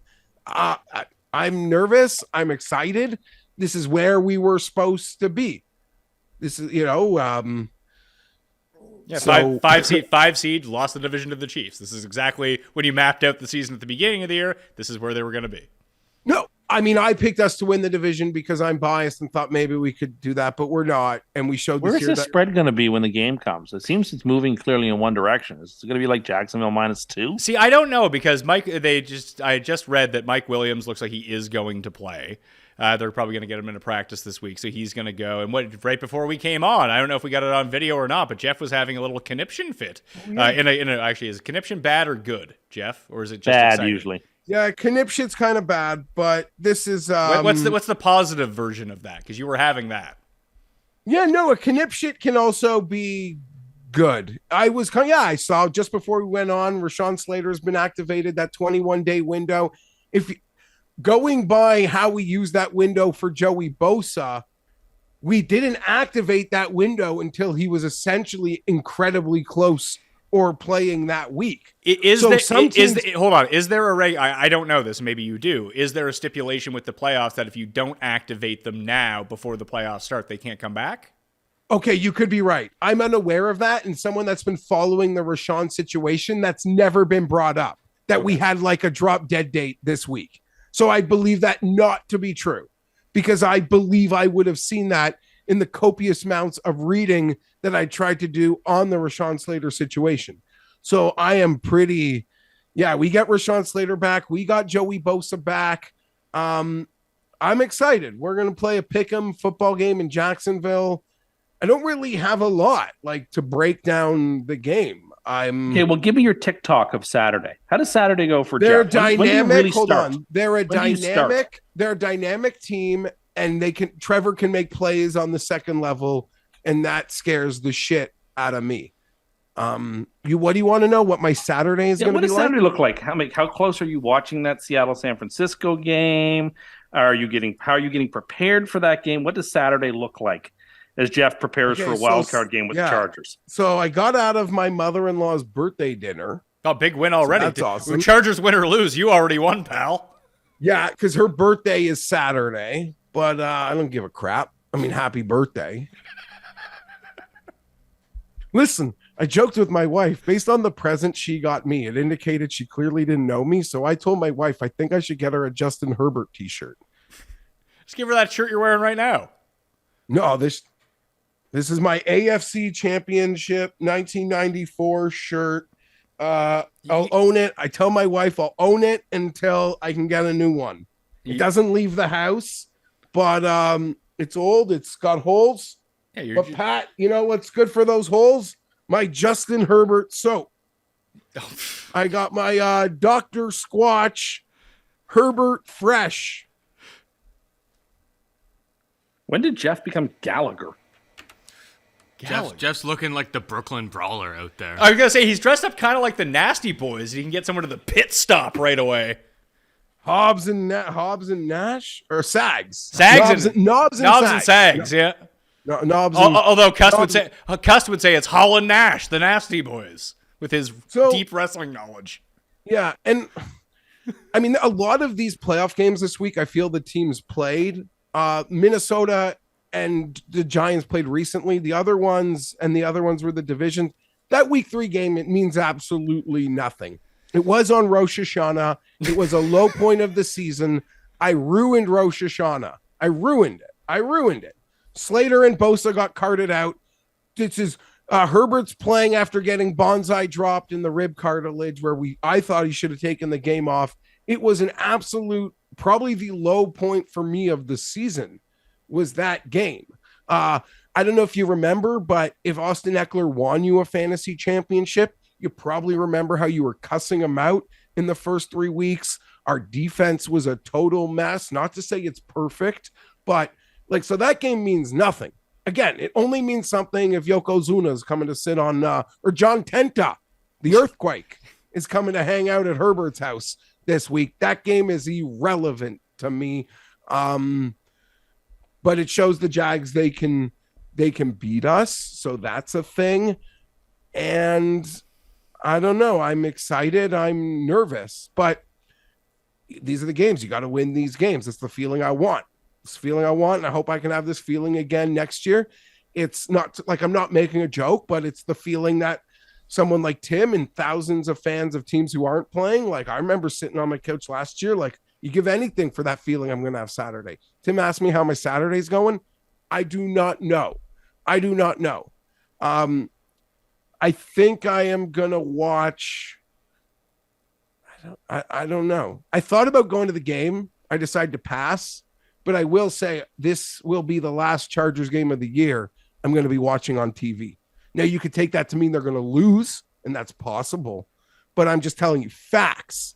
This will be the last Chargers game of the year that I will watch on television.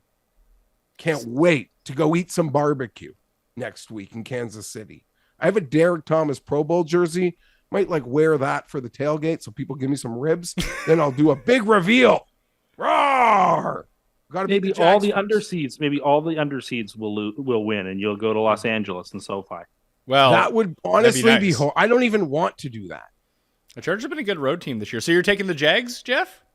No, I'm taking the Chargers. Oh. Chargers 3-0. Oh, it's not a 1:00 game. I had an argument prepared because I thought we'd get that first slot or something. We haven't lost at 1:00 this year, too. We're lucky. I'm not happy that it's Saturday, but I'm happy it's at night. I don't know. What else am I supposed to say? This is what I'll say. Here's what you should be doing. You should be rooting on the Baltimore Ravens this week, because maybe you could just drive to Buffalo and watch them. Oh, yeah, that would be awesome. That would be awesome. But I've always wanted to go to Kansas City, so I will go to Kansas City if that's the game. If I get a drive 2 hours to Buffalo, that probably less, that would be great as well. And I'm doing something that most people will probably not approve of, but you know, like with like I'm playing the lottery essentially. And don't worry about me. You have nothing to worry about. I'll do this responsibly and I'm okay.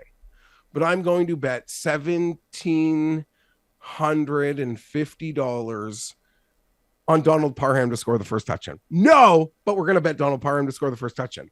I'm betting $1,750 on the Chargers to win the AFC. Now, maybe I could be better off rolling this over, but I want, this is me. This is not you. This is me. Don't worry about what you do. This is what I do. I want $21,000 for my Super Bowl experience. And I'm willing to lose. I won't even think about that $1,700 when it disappears into the night, Saturday or next week. Must be nice. I want GTR. I want $21,000 for my Super Bowl experience. I like and it. That's why I bet. I like it because Tim was talking about the Jet Super Bowl experience earlier this year. You know, he'd like cheap out on a flight that had 8 connections, stay in a Motel 6 or something like that. You want to do it right if the Chargers are there. And the good thing, the good thing about the Chargers being in the Super Bowl is no one would want a fucking ticket anyway, so you could have big savings there. Not true. Not true. All the 8. Sorry. Pardon? Is 21 a significant number because of LaDainian? Blackjack. Yeah, it kind of is. I was like, what's the number I need? I thought 20,000. And then, you know what? If I do 1750, it's 21,000. It's just a clean. You're going to need it with all the Eagles fans or Cowboys right. fans. And that's part of it. Or but 49ers fans in town. Also, to Pat's point, when it happens, I don't want to be stressed about it. I don't want to be cutting corners and nickel and diming. If I got to pay an upsell, maybe I'll even save some money because I know Cam and that crew are going to have to be there. Maybe I'll sleep on his floor. I'll throw him some money. But I am going to not, I don't want to have to worry about that shit. If I want an aisle to just maybe do a minute of pacing if I need to, I'll sit on the goddamn aisle. And again, you probably don't approve of this bet. You probably think they're like, it's a bad bet if you don't think they're going to win, even if you think they're going to win. But I'm not doing it because I'm just doing it to have no worries if my dream happens. And I'm willing to pay. Poor Tim, are you still there? I am. Did Geoff cut out on you too? For just a split second there, he was too much excitement. All I'm saying, Geoff, is that I'm pretty sure we know that you had $1,750 on the Chargers over/under this year that pushed, so now you have that in your account. I had like probably double that. So you have more in your account. You're looking good. Yeah, and I have Justin Jefferson, huge bet to win Offensive Player of the Year. That can cash the night before the Super Bowl. We'll be fine. We'll be fine. But yeah, no, that's like, you're probably thinking that's so dumb. They're not winning. Like, I get it. It's not a plus EV bet. It's a peace of mind. And if it does happen, I don't have to worry about it. I don't have to be cutting corners or nickel and diming shit. I'm going to have my experience. Perfect. Yeah, I don't know. I'll pick the Chargers, okay, but I'm nervous. You should be. It's a 1-point spread. You should be nervous. Yeah. On the way out, we've been really good on the edges this year. I don't know how. In the most uncharger way, we've been really good in the finer little edges, despite stupidity and playing players. And you can mock us, and we deserve to be mocked. We'll never do anything easy. We never do. We like STALEY can't even take the credit that people were giving him going into the week for the resilience in the season. Now it's just he's an idiot again. And I don't know. But we are 6th in DVOA special teams. Like, we are on the finer edges one of the better Charger teams I've ever been around. Jags also top 10 in terms of DVOA special teams too. So that's not like you're playing New England. Oh, I didn't know. Listen, I should have looked at what their rankings were, but I was just so happy. If Anthony Lynn had that special teams, he'd have probably still been employed and been to the playoffs 4 straight years. So, Tim, before we circle back, because we didn't really address the Staley stuff yet, but that was like a 20-minute soliloquy from Geoff. I'm taking the Chargers. I like the Chargers in this game. And listen, it's a true coin flip situation. As proof, the coin has picked Jacksonville to win this game. But the way I look at it is you see both these defenses and how they're structured. So it's twofold. One, the Chargers defense, I actually think is vastly improved over the course of we see this every year. Like some teams just, like even New Orleans, the defense that we thought that they would have at the beginning of the year that was non-existent for 10 weeks did show up by the end of the season. Like the final 6 weeks, they were great on the defensive side of the ball. And the Chargers have been too. Their rush defense is abysmal. Their pass defense is really good. And in the playoffs, give me a good pass defense, especially against these AFC teams. Unless they're playing the Ravens, then it's going to be a real problem. So like ETN overs, sure. And the Jags are kind of constructed the opposite way, where their rush defense has been, let's see here. Where's Jacksonville at? Jacksonville, 3rd rush defense, 20th pass defense. And if you're going to leave it up to the Chargers, don't even want to run the ball anyway. So passing is going to be pretty good on that front. But the big thing here is I just don't know how good this Jacksonville team is. They came back and they beat Lamar. I think that was Lamar's last game. They beat them 28-27. Since they beat Goff outdoors in Jacksonville. They beat Tannehill in Jacksonville. They beat Dak at the Lions, at Tennessee. They won both those games. They beat Dak, who just imploded in that game. Then Zach Wilson, then Davis Mills, and then Josh Dobbs. Like, there's a big step up here that this was the best quarterback they played outside of Patrick Mahomes all year. I guess unless you count Jalen Hurts was in that game very earlier in the year. But I don't know, the past 2 months for the Jags, like they haven't really played anyone besides a healthy Lamar who's been any good at quarterback. And Dallas. And that game was high scoring. But Dak has been bad. Yeah. You look at DVOA, Jacksonville's 13th overall, Chargers are 18th overall. DVOA would say, if we were looking at, I heard that was quoted earlier, like the Jets are a better team than the Chargers, according to DVOA. If you look at the past 6 weeks of the season, the Jags are 5th, the Chargers are 6th. Absolutely. Both have been playing very good football coming down the stretch. It's a coin flip game. Another game with 2 debutant quarterbacks in the playoffs because Staley doesn't know how to coach. That's why their quarterback is a debutant this year. And Doug Peterson, while he was outcoached on Saturday night, is with a bullet the best coach in this game. Slightly better team, slightly better coach, getting a point. Give me the Cats to win this game. First part of a 5-team money line parlay. Oh, so San Francisco wasn't on that? No. Sam, I told you, I am legit concerned about Seattle. So San Francisco, that's exactly what people don't see coming. Okay, Pat.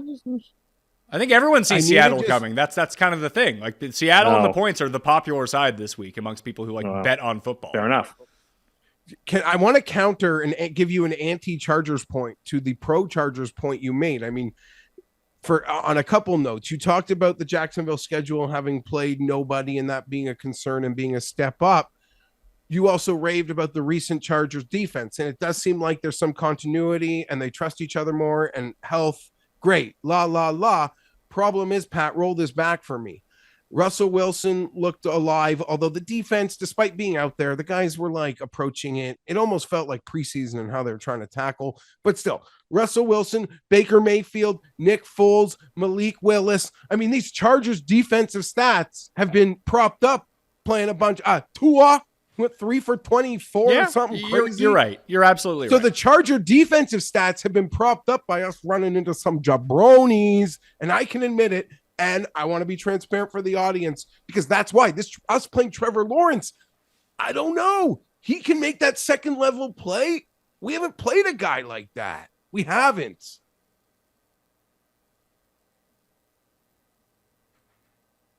I was going to see how long Paul was going to keep the camera on you when you had nothing to say. It was kind of funny. You're just shaking at the camera. I thought I froze again. I didn't know if my computer broke. I was worried So we've gone long on the game, although I know we talked about scheduling before we actually talked about the game, so the timestamp on the game will be longer than. I changed that. I put the schedule as its own time code, Jeff. I'm on top of this producing as we go on. I want to know what you were feeling on. We have to know because you didn't say anything about it. What the fuck was going on Sunday? So, like a lot of people, I just assume you tell them they're playing because you don't want them to not prepare for the game. You don't want the mental break of preparing for football. So I thought for sure they're going to start the game. They came out, they did a drive. I'm like, okay, time to go.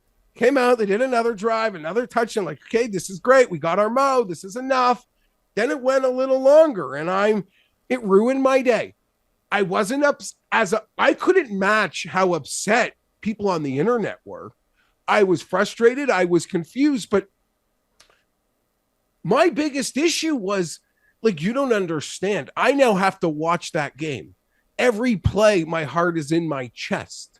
Every play, I'm not watching the ball. I'm like, did everyone get up? I'm looking at refs. Like, is a ref waving in, calling an on-field timeout because we got to get trainer. Every play.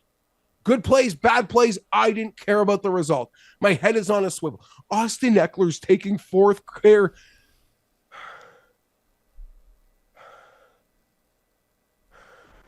That is me. I'm talking about it. That's how I was acting. I had to, sometimes a player runs a 100-yard back kick return, they put him oxygen. I needed an oxygen mask.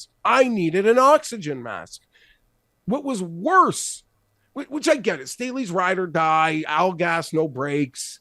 It's a mindset that he's trying to create that obviously too many times hinges on goddamn stupidity. I've made my monorail argument salesman before. It's so weird. His argument, he got really defensive at the podium right away, like defensive instantly.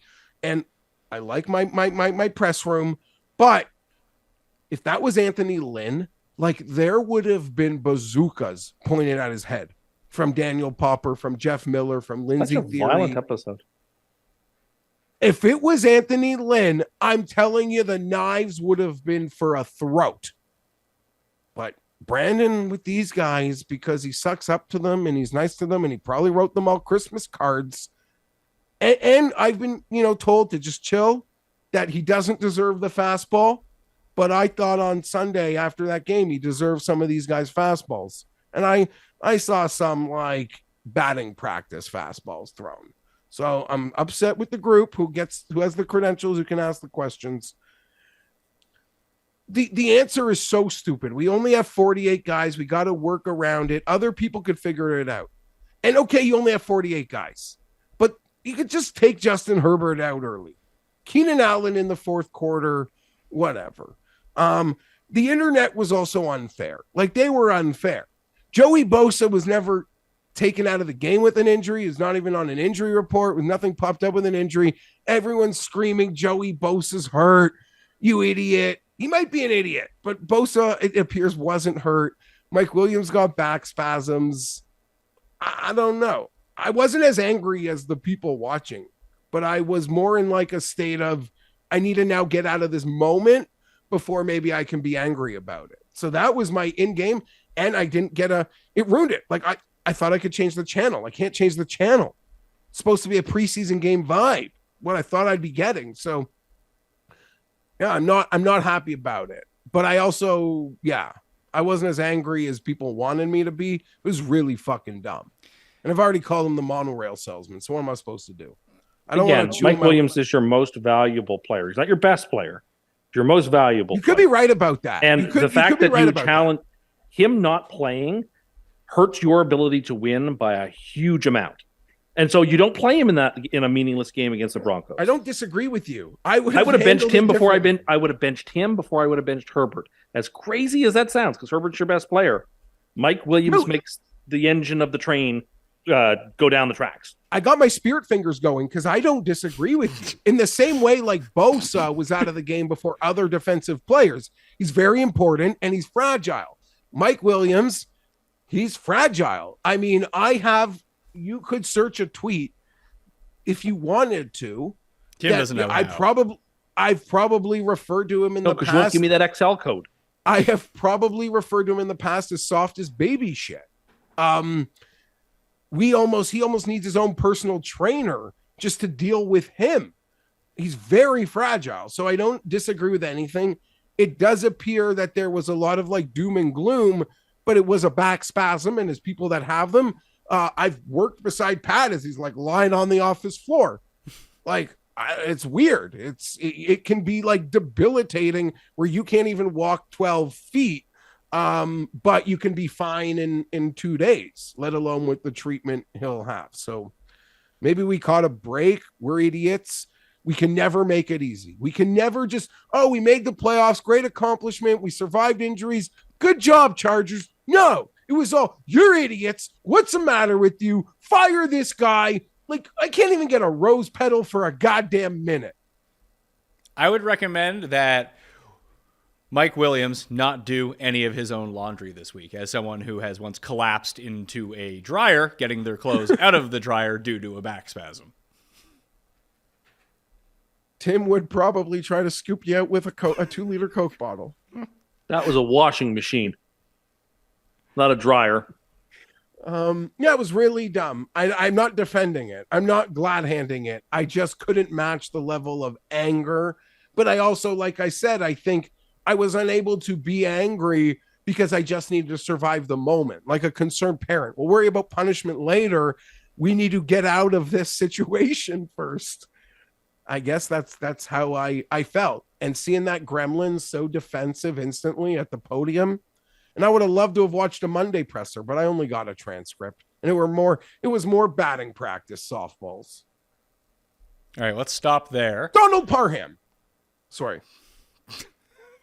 All right. Sunday, taking a while to get here. Dolphins at Bills. Spread is 10.5 for the Bills. 45 is the over-under. There's still talk. There's rumblings that Tua might be able to go in this game. I don't think that is true. And I don't think that Teddy Bridgewater with a broken finger is probably on his throwing hand is going to be able to play. So this is what I'm guessing is Skylar Thompson. And if I had to cap this game with Skylar Thompson as the quarterback, it would be like 14.5. So, Tim, I will take the Buffalo Bills. It's 9.5 right now on DraftKings Sportsbook. Well, I know, but like that has moved a whole point since we started and threw a key number. That's interesting. Does that mean that Tua is playing? And I haven't seen anything one way or the other. I'm taking Buffalo. But yeah, this is the divisional game I am going to take the favorite in because I don't think Tua is going to play. I certainly think he should not play under any circumstances. And I also don't think he will play. And I don't care if you give me Bridgewater or you give me Thompson or Mike Glennon. I don't care who you give me in Miami. They don't have a chance in this game otherwise. I really don't have a whole lot to say beyond that. If Tua somehow did play, I would take the Dolphins against the number. Dolphins would be incredibly live to win the ball game. They beat him once this year. They nearly beat him twice. But without him, I don't give them a hope in heck. We might not get Raheem Mostert either, Geoff. He broke his thumb last week. He might play, but that's probably not great for ball security. I kind of totally agree with everything Tim said. There's no real fancy case to make. Unfortunately, they got their third string quarterback. I think the Ralph is going to be an absolute hornet's nest. I probably would lay to Pat's point, flirt with 14 here if that's what they wanted. Tim used the words no chance. I'm kind of going to piggyback him. I don't think the Dolphins got a chance in hell to win this football game. It sucks. They should have, they don't have their quarterback. It's unfortunate. I have a friend who loves the Dolphins who is normally like a very boring guy who doesn't do much. And I might have to call Child Protective Services on him because he's telling me he wants to take his 5-year-old to the game. And I'm like, are you delusional? Like Ralph Wilson Stadium is not a family-friendly place. You're going to bring a 5-year-old dressed in teal and orange? I mean, is this better or worse than the Sky Dome lady? See, that's different because you're like front row and that's indoor. Like, driving a 5-year-old from Toronto to Buffalo outdoors. He's like, oh, my son loved the Raptors game. Like, that's indoors. It's 2.5 hours. You give the thing a popcorn, you give him some Skittles. It's easy to make a quarter disappear. doesn't work like that outdoors. I would also say that fast NBA games, at least how the Raptors put on, they have great like in arena entertainment, like for downtime and timeouts. There's always stuff going on at those games. It's gonna be fucking frigid in Buffalo with drunk Bills fans everywhere. It's a family friendly, very inappropriate language. It's a family friendly event, and at the Raptors game, there's nothing family friendly about Ralph Wilson Stadium. I was 10 years old. I had a ball whipped at me, like in a Chargers gear. My uncle still talks about it. I was at a game 3 years ago. I'm 4 rows behind the bench. And I understand there's not like a lot of great seats unless you're in I'm sure the secondary market and modern prices, they're really expensive. My point being is I was in like a really nice seat where you would think like that close to the field. No, people calling my wife a fucking whore. Like that happened. It's just, and I love Ralph Wilson, and I look forward to going back there next fall for a random game, and or in 2 weeks for the AFC Championship game. Okay, yeah, that'll be different. I'll be. Oh no, you said you'll be there, so. Oh, I will be there, and I'll be with Bills fans. I'll be okay. I'll be in a. Don't worry, behind glass. But you'll wrap yourself up like LT in the championship game. That's a memory, a bothersome one. Tim was very offended by the language that was being used when we were at the Ralph. It's offensive. It was absolutely shocking. Now this was years ago, but it was shocking. It takes a lot to shock me. I'm a grown man. The language that was being used openly during the game, I was like, I need a fainting couch. This is shocking.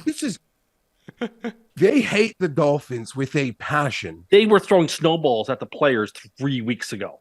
3 weeks ago. I mean, it's supposed to be about 0, 1 degree, 2 degree. I mean, Canadian temperature, at least how I looked at it. I'm not sure what that conversion is. So it's not supposed to be like freezing. But if you're outside for 4 hours, 3.5 hours, 5+ hours after a tailgate, it's cold. It's cold. And your kid's going to be miserable. He's going to think you took him to some rave. He's in hell. I'm not so sure there's a big difference between Ralph Wilson Stadium and hell.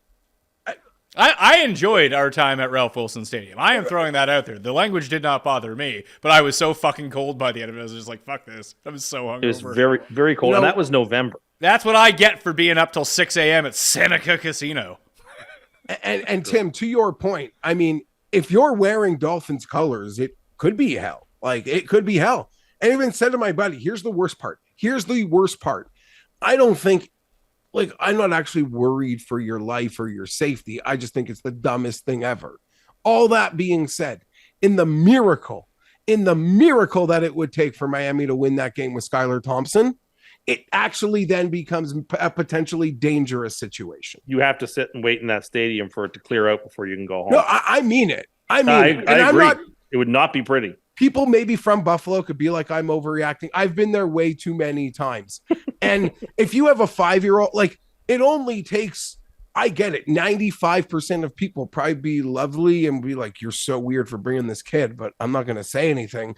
The 5 idiots that are going to try to get in your grill while you're with your 5-year-old will not make it worth it. You want to bring your 5-year-old? Get a box. I don't even know. I can't even get indoors where it's warm. Get a box. They can play on their iPad. They can watch TV. Why bring them? Why bring them? And this kid's got limited. This kid's got limited screen time. He's going to use it all up in the car.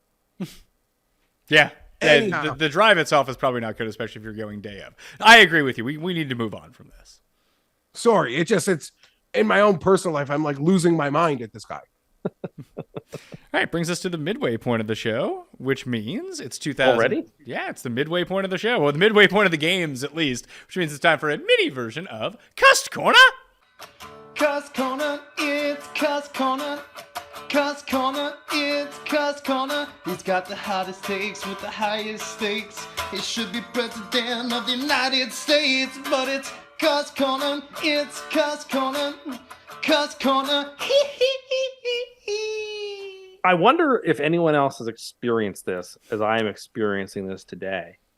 But once you go out to a really nice place for dinner, as I did last night, It is so hard to come home and want to eat any of the food that you have, or go look at any food nearby that isn't really like I just don't want to eat it. I'm like, what I had last night, I had these thing called Yukon Gold mashed potatoes. And the way it worked, right, it's not like regular potatoes that are mashed. Like these were like very silky, and I'm pretty sure like butter and table cream was mixed into them, and they were topped with green onions. Like they were so delicious. And now I had a steak, I had a Caesar salad, which was made at the table beside me from scratch. Like it was top notch. And like you come home to what you got in your fridge or the place is doing, you go, I would rather not eat than eat this stuff. Like I just have no interest. And like, does anyone else have this experience of like once you've eaten something really nice, like at least a day or two after, it's like, I couldn't even imagine eating this right now. I've eaten something delicious. I couldn't go back to eating this. I like that you had never heard of Yukon Gold potatoes before. Oh no, I'd heard of Yukon Gold potatoes. I've never had the mash. How bad were the mashed potatoes that you've eaten in your life that you go to one restaurant, they have mashed potatoes, and there's only so much you can do with mashed potatoes. Yeah. Well, I grew up, we boiled the potatoes whole, and then they were just mashed with a fork, and you had a little salt and pepper added to them, and that was mashed potatoes. So I never really cared for them. I can see why. But like these were like silky, and they were really delicious, I have to say. And like that was like, again, I'm talking about a $10 or $12 or $13 side compared to this delicious piece of beef that I ate, which was also phenomenal. But it's like you come home and the next day or so, you're like, I would rather not take on any calories and not eat anything because it just can't match up to what I just had. And all I would be doing while eating this other stuff is judging it versus this. Now that maybe this is not other people's experience, but like this is the way I feel right now. Like I haven't had a bite to eat all day because I just don't feel like anything is up to snuff. You haven't had anything to eat today? Not a bite. Because I just like I wanted to have something at lunchtime, and I was like, I can't really eat that. I had a much more delicious version of that last night. I couldn't be bothered to have that right now. But what about all of the great things that you always talk to us about, like mozzarella sticks and popcorn sandwiches? Well, mozzarella sticks are the A, and Kenny confirmed it. And Kenny, was a chef. He gets it. When was Kenny a chef? At that restaurant. He said that. And anyway, that's not what he said. When he asked him if he'd ever been a chef, he said no. But okay. And then he said, if you want to say I'm a chef, that's fine. So. Yeah, he has stolen chef valor. Is anyone else going through this experience? Gone through this experience? No, most of it. This is why you're an insane person. You come home, you're like, I don't want to eat any of the stuff I have now because none of it can compare to what I ate. I think all I would be doing is judging it. I think it just really speaks to the quality of food you have in your house. I have like nice stuff. Like no, it doesn't sound like you do. I have like salad greens and vegetables, and I have decent cuts of meat, but like nothing compares to what I had. So like the way you've described yourself and your experiences over the years, I don't know how to respond to this other than, and I'm not someone that like goes out like a ton, but but I'm also fortunate enough where I've been to these places almost since a young age where I'm just so, I don't want to say so used to it, but no, it doesn't have that like jarring effect on me after I go to a nice restaurant, like how I feel after. Yeah. Nor do I. This is just you going to nice restaurants for once instead of the worst possible restaurants, which you claim are the best. Like that place that just got shut down that you love so much. It isn't shut down yet, and I intend to make a pilgrimage to it before it gets shut down. So you want to go to the you just went to the best steakhouse in the city, and now you're going to go to and you can't eat anything the day after because it was so good. And then you're going to go to a place where their steak is fucking rubber. Yeah, well, the thing is, you're going there for nostalgia and the flavor profile, but not the actual like. Anyway, yes. Well, a couple things. If you were to say, get a courtesy car, like one of the SUVs you think other people should buy, would that make it so much harder to return to your car?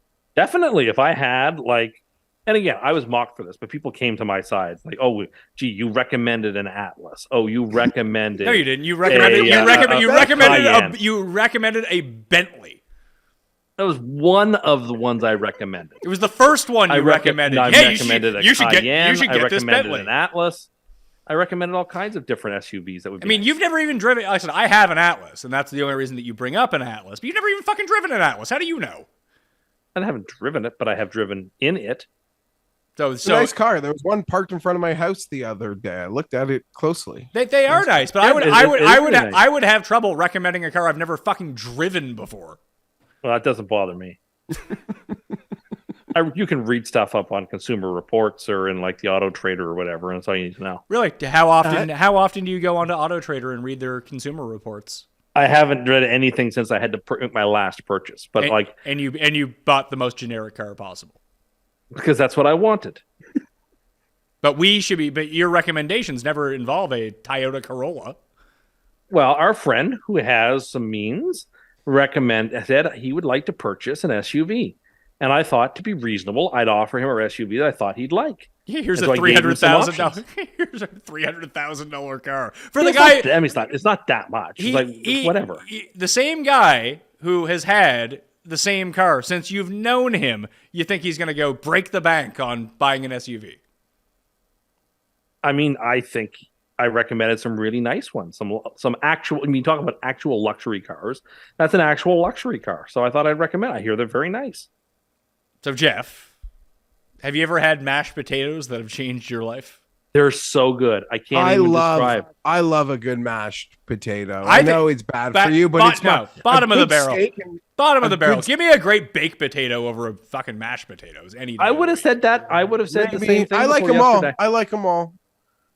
I like them all. It even came out in this cast iron little dish. Okay, well, what if you hadn't ordered the mashed potatoes at the restaurant and you'd ordered their baked potato? Do you think their baked potato would be equally as good? I don't know. I mean, I know that I like baked potatoes, but I've had a lot of good baked potatoes in my life. It sounds like it also sounds like you thought you would have every mashed potato there was to have, and then you had. I didn't think there were different types. Well, why don't you think there would be different types of baked potatoes too? It didn't occur to me. Well, because the baked potatoes are a pretty standard thing. You get your sour cream, your bacon, your chives, whatever. Well, it's the same fucking vegetable, and it was just cooked a different way in a different style. And you don't think that could be, but you don't think it could be possible with the same fucking vegetable done in a slightly different way. It never occurred to me. It never occurred to me. This restaurant, like, I'm not insulting you and your love of this potato, but I think if you ordered even the Brussels sprouts side, it would be delicious. Like, I got the asparagus and a béarnaise sauce. It was amazing. This is what I mean. So it sounds like it's a great restaurant. Yes. Okay. I'm happy you had a lovely evening. Did you notice in the comments last week there are people? No, only you go trolling through the comments, Geoff, to fight with people. It's true. No, I don't fight or to with right anybody. wrong. Yes, you do. You right wrongs, or you correct mistakes, or someone told me that I mistook Conan O'Brien for Phil Hartman. I said, "Oh, you're right. Conan wrote the episode. Apologies." People don't even know what a chicken ball is. Didn't I tell you that on the show? Maybe. He wasn't listening. Yeah. People don't even know what a chicken ball is. It's true. That's insane. By the way, that's madness. How is that? I know they might eat real Chinese food. They don't know what the chicken ball is. If you live in the West, you know what chicken balls are. They're not this obscure thing. Apparently not, Tim. Yes. I don't believe it. I don't believe that people don't know what sweet and sour chicken balls are. I refuse. This is not some obscure dish from our little corner of the globe. If you live in the West, you know what chicken balls are. Yeah, would you include Europe in that? Yeah, they're in the West. Yeah, when you were in Europe, did you see a lot of chicken balls? I haven't yet been to Europe. That's right. But I was to Asia, and there were chicken balls at the Hong Kong airport. Was it at the Hong Kong Manchu Walk? No, maybe it was. I don't know what the name of the place was. I went to KFC anyway. The place that he went to last night, Geoff, is the same place that we had gone to earlier this year when I ordered the Wagyu. And then he came on here telling everyone that, if you don't order Wagyu, what are you even doing? You know what he didn't order last night? I didn't order the Wagyu. What's wrong with you? It's the only steak people should eat, according to you. I couldn't bring myself to spend the money. I just couldn't. I couldn't do it. I wanted to. I just couldn't. You talk about you go to the grocery store, you don't look at prices. Yeah, you but do the prices are right in front of you on a menu, Jeffrey. That's a little different. They're right in front of you on the shelf too. Yeah, but like you actually have to pick amongst an option. Like it's not quite the same thing. I know what you're driving at, but like I don't go through the packages of ground beef to find which is cheapest to take home. Like I just pick the first one that looks good. It's not like that with a menu exactly. I agree. This is really hurting your Tim Too Rich lifestyle here. Tim Too Cheap? What do you mean? Maybe. I believe in frugality. I don't know. You just said you don't look to buy the cheaper things at the grocery store. You pay whatever. Well, no, I'm not trying to save a buck or two here or there. I'm going to buy the pack of ground beef or whatever that looks the most attractive. Then why would you come on here and say that the only steak you can buy is this steak and all other steak doesn't compare, and then you won't even order that steak? That seems worth it. It seems like a value. It seems like a value play, Tim Too Cheap. Why are you so cheap? I don't know. Could you afford it? I could. Sure. I could. You should have done it. No. Treat yourself, Tim. I already was. I got these potatoes they were so good too. What's better, the potatoes or the Wagyu? Totally different things. It's like they're apples and oranges. But like I have never eaten, and I've eaten a lot of mashed potatoes in my life. I grew up with eating meat, potato, vegetable, like 5 of 7 nights, my whole life. And like they were so creamy and good and like silky. I can't even describe it. It's like I was super impressed. And like it takes a lot to impress me. But I was really impressed. Headline, Tim rarely eats at good restaurants, Geoff, is what we're figuring out. No, it's so easy to impress you. You're impressed by nothing. You're impressed by technological advances from a decade ago that you just find out about. You're so easily impressed. So I disagree with your statement. We did have a Twitter, or someone just tweeted at all three of us. MV Freeze Elbow he's staying at the Thompson in Chicago, so shout out to that. We are happy to offer bath amenities in eco-friendly sizes, Tim, for use during your stay. If you would like to purchase our products, a $50 charge per item will be applied to your bill. So what? Yeah, no stealing. You've ruined this for everyone. How do you use the stuff then without paying? Oh, because you have the eco-friendly sizes, like the little ones, like the little ones, like single shot. The hotels have gone so overboard. Now Tim stole all their products. No, but I mean, everything is. I respect the environment, but my carbon footprint isn't big enough where I lose. Oh yeah, of course, Geoff. I think that global warming is real. I think there's a problem, but it's not my problem. Is your take? I will say, no, it's not my problem. You should get allotted credits you should get allotted credits, and I'll use my credits on when I go to a hotel. I don't want my room cleaned every third day. I don't want my towels not touched. I want a plastic straw, and I'll use my credits on that. And other people can use their credits on their private planes and shit. If we want to tackle environmental crises, and I support that, don't create things that will annoy people as a substitute for the things they had. Like the cardboard straw just makes people agitated and makes you think, whoever's in favor of this, I'm now against what they're in favor of because I hate the straw so much. I got you metal straws to use. Yeah, but if you're going to McDonald's or you're going to somewhere, you realize you can bring your metal straw with you. You can put it in like your little pocket holder. Okay, but people aren't. Yes, you could, but people don't do that. Let's be serious. Something I've don't almost annoy become people. I've almost become a fanny pack guy now in some situations. Nice. And I joked with my wife. Everyone, once they get to a certain age, is a fanny pack person in every circumstance.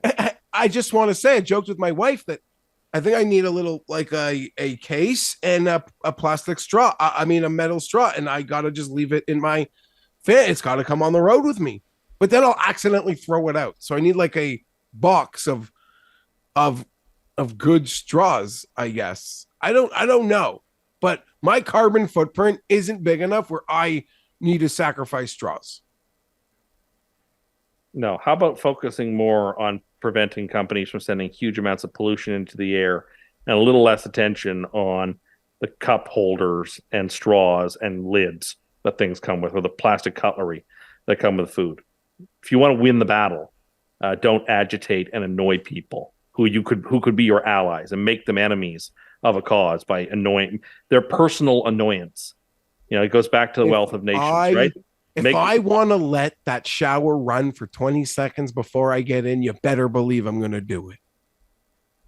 People will always be convinced by speaking to their self-interest and their convenience rather than their sense of duty, right? It's not out of the self-goodness, self-esteem of the butcher or the brewer or the baker that you get your dinner, as Adam Smith says, but from their regard to their own self-interest. It's the same thing here. Don't create products that will annoy people and alienate them and say, well, but don't you feel good that you're doing your part for the environment? That will be a step backwards rather than a step forwards. I agree with you. I think everyone listening agrees with you on that. But I don't think so. No, I think there's a large contingent of people who say plastic straws are wicked. They are just they're grandstanding. They're showboating for points. Clout. They're points. winning, by the way. They're winning. I miss bags at grocery stores. Those were nice. Oh, totally. Like, it's a tragedy if I gotta run an errand and I don't have a bag on me. And those things got reused. That was not a single-use plastic in almost any sense of the word. Everybody reused them. Do you know what this shouldn't bother me, but I feel like such a I don't know, it feels so lowbrow to need to like shove a plastic bag in my pocket before I walk up the street to the grocery store that doesn't even offer them anymore.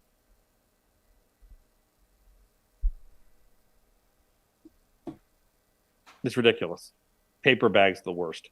I don't mind the paper bags, but I went the other day and they didn't even have paper bags. So I had to buy like $2-3 bags. I was like, I don't fucking want these. Oh, the worst. Or I had to carry all out my groceries all out my arms like this somehow.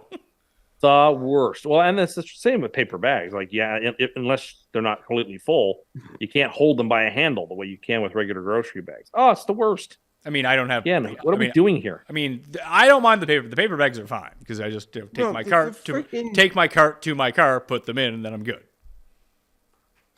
It's the carrying them. The carrying them is more awkward. Yeah, but I'm not carrying them. But you still are carrying them into the house. I can take them in one at a time, Tim, or put two in my. Oh, I don't. No, I take everything at once. Yeah, because you're fucking lazy. No, I feel like I should try to get everything in one shot. Yeah, I know, and you can't, and it causes problems for you. So eventually, after repeating the same process over and over and over, you think you just wise up. And you also are a party of one. Pat goes to the store, he's buying for 4 goddamn people. You should see what I come back with from Costco. Jeff, you know how heavy those 32 packs of DC are? So imagine what the guy who has to buy for 4 it comes back with. Okay. Was I saying that I was buying more than him? No, but you're boasting about your ability to do it in one hit. No. He did not boast about his ability to do it in one hit. He boasted about his ability to try to do it in one hit. He can't do it in one hit. And that hasn't occurred to him. You almost always do it in one. No, you don't. Yes, I do. This is why you were talking about fucking elevator operators. Oh, it's so annoying. It would be so great to have an elevator concierge who could, take the lift up and down for me. That would make my life so much easier. Okay, let's move on to the late set of Sunday games. We got the Giants in Minnesota. Minnesota favored by 348.5 is the over-under. The total was down a little bit earlier, but now it's back up. People love the Giants and people love the over in this game, and frankly, I can't blame them. And when people are digging for an upset this week, this is the upset that they're going to dig for. Is Giants +3, Jeff, the most popular side this week? It seems like it because it's hard. Those big spreads are never going to be the popular side. Agreed. So those kind of get knocked out of it. And this seems like the popular side. People feel comfortable. They saw this game a few weeks ago. They feel like the Giants probably should have won it. I know I carry a bit of water for the Vikings. I just think it's kind of gone a little too far in how bad people think they are. I don't think that they're a pick them on a neutral field versus the Giants. I think they're better than that. They're at home. This is, I think, the only playoff game where we have a first-time playoff quarterback playing someone with a semblance of playoff experience. 3 points. Vikings minus 6.5 alt line also. Give me the Vikes. I'm gonna jump on board, Tim. I'm just gonna take the Giants. I think the Giants win. Fair enough. I'm taking the Vikings. Like Geoff said, on a neutral field, Minnesota should be favored. This is a play against the Giants, actually. It's not even so much a play on the Vikings. I think the Giants are not a good team. And if Minnesota with Jefferson and their offensive pieces can get up 10-0, I think the Giants, even against the Vikings, will struggle. Even though I know, it came down to a 600-yard field goal on Christmas Eve to beat the Giants. I think Minnesota is the better team. And so they're the third part of a money line parlay. Past 6 weeks, DVOA, Giants 12, Minnesota 30th. Oh, yeah, no question about I understand that. But I'm still here to say I don't think the Giants are that good, and I don't think the Vikings are quite that bad. Yeah, I don't know what it is, a wishbone or lucky charm, whatever the Vikings got. They that DVOA kind of even exemplifies it to the end here of the season. I just think that rabbit's foot is an ending versus the Giants at home. Well, it's funny. It's funny because it's not really a rabbit's foot offensively. Their offense has been shockingly good, and like it seemed, they have really good teams. Yeah, well, it seemed. No, I'm talking about the Giants' offense. The Giants. The Giants' offense. The Giants are the Giants are the 6th rated offense over that time. First in rushing, 7th in passing. And when you look at Minnesota, they're a top 10 passing offense. They are the worst statistical rushing offense over that time. The Giants, the one thing they do the worst is stop the run. So there's your clash right there. Can Minnesota run it on the Giants? If they can, they're going to blow them out. If they can't do it, I think the Giants are going to win. I don't think that they're going to be able to do it. I don't know. I mean, I want to be able to take something from the fact that the Vikings seem really, really, really good in close games. And this is likely to be close. We have 2 coaches who are battle tested as coordinators. O'Connell a little farther, having, won the Super Bowl last year. So they're not totally out of like a fish out of water in being in the playoffs. Obviously they are head coaches and it's different, but I think they're both great coaches. Yeah. And when I said rabbit's foot, you were referring to my feel like the Giants offense. I was talking about the Vikings rabbit's foot of the whole season. Yeah, the Vikings are the luckiest team on the face of the earth. Yeah, that's what I thought you meant too. Yeah, I don't think that rabbit's foot that has been the 2022 Vikings dies at home to the Giants. That's all. And you know what? They have to crash and burn on a grander scale than this. And you could probably argue, like, I'm not going to deny it. It's not my super lock. And you could probably say Fienberg's just beholden to his futures. And that's fair. And it's so funny. The Vikings are 30-1 to win the Super Bowl, Pat. They were like 15-1 like 2 months ago. And they've become bigger frauds to the betting public. They were 40-1 preseason. They now sit here as the 3 seed, and you can get not the same number as preseason, but a number that I guess you can quantify as just as good or fair, considering you didn't have them sitting on your money the whole time, that you could still bet them like 30, 32, 33-1. So I kind of like them next week too. No one believes in them at all. I think they keep it going. Yeah. Sunday Night Football, Ravens at Cincinnati. The Bengals are favored by 6.5 points, 1-1. They split the season series. We saw this last week, although Tony Brown Jr. was playing quarterback for the Ravens. Here's the problem. Is Lamar going to play, Tim? This line suggests, this line says yes. No, see, I think this line says maybe. Because I think if we see Lamar is announced as the starter, I think this drops to like 5.5, 4.5, something like that. Okay. I think he will play. I don't know it for sure. That's for certain. But signs even last week that I was reading sort of were pointing in that direction. It is a playoff game. I do think he'll go. And I'm going to take the Ravens to Fienberg this game. I don't think that I think the Cincinnati Bengals win, but I think that the Ravens cover the number. It's in division when these two teams played a regular game back in week 7 or 8, whenever that was on Sunday Night Football, the Ravens strangled the life out of that Bengals offense, and they couldn't get any points, and the Bengals lost the game. I think the Ravens were actually a really hard matchup for whatever reason, because Harbaugh is such a good scheme director in terms of his coaching. I don't know what it is or why it is that I think the Bengals are don't match up well with Baltimore, but I don't think they do. I think this is too many points for a divisional game, even if it's Huntley. I'm still going to play Baltimore against the spread. I think they keep it close. I'm going to play Cincinnati -6.5, and hopefully Lamar doesn't play, or Lamar is nowhere near 100% or just super rusty when he ends up coming back. The biggest improvement that I've seen from the Bengals defense has been with Reader back. Like, they can stop the run. If the Ravens can't run, they're absolutely screwed, even if it just limits their rushing attack. And that's a lot like what we saw on Sunday. I know it wasn't a full complement of Ravens players on offense, but they just really struggle getting the ball going on the ground. And if they can't do that this Sunday against the Bengals, then it's kaputs for them. I wish Lamar had come back at some point so I could feel some sort of confidence, because I would like the Ravens in the spot. I would think this is like a field goal game, but I could just see this going bad quickly, Geoff. So I like the Bengals. So for the purposes of this, I'm going to estimate Lamar plays. I'm making this pick under the assumption he plays, and I'm taking the Ravens with all of these points. If he doesn't play, that would probably change my opinion. If he does play, I mean, I'd say it's a real life bet, but to your point, Pat, if he does play and you're not sitting at your computer, what does the line actually become? I'm not sure. You say 5.5. I think it would go lower, but 5 through 5, it's almost like a dead zone until you get into the 4s. Anyway, a lot of noise about the Chargers and Staley being a moron and playing players. I'm not saying Zach Taylor's a moron. They're playing. They had an important reason to play.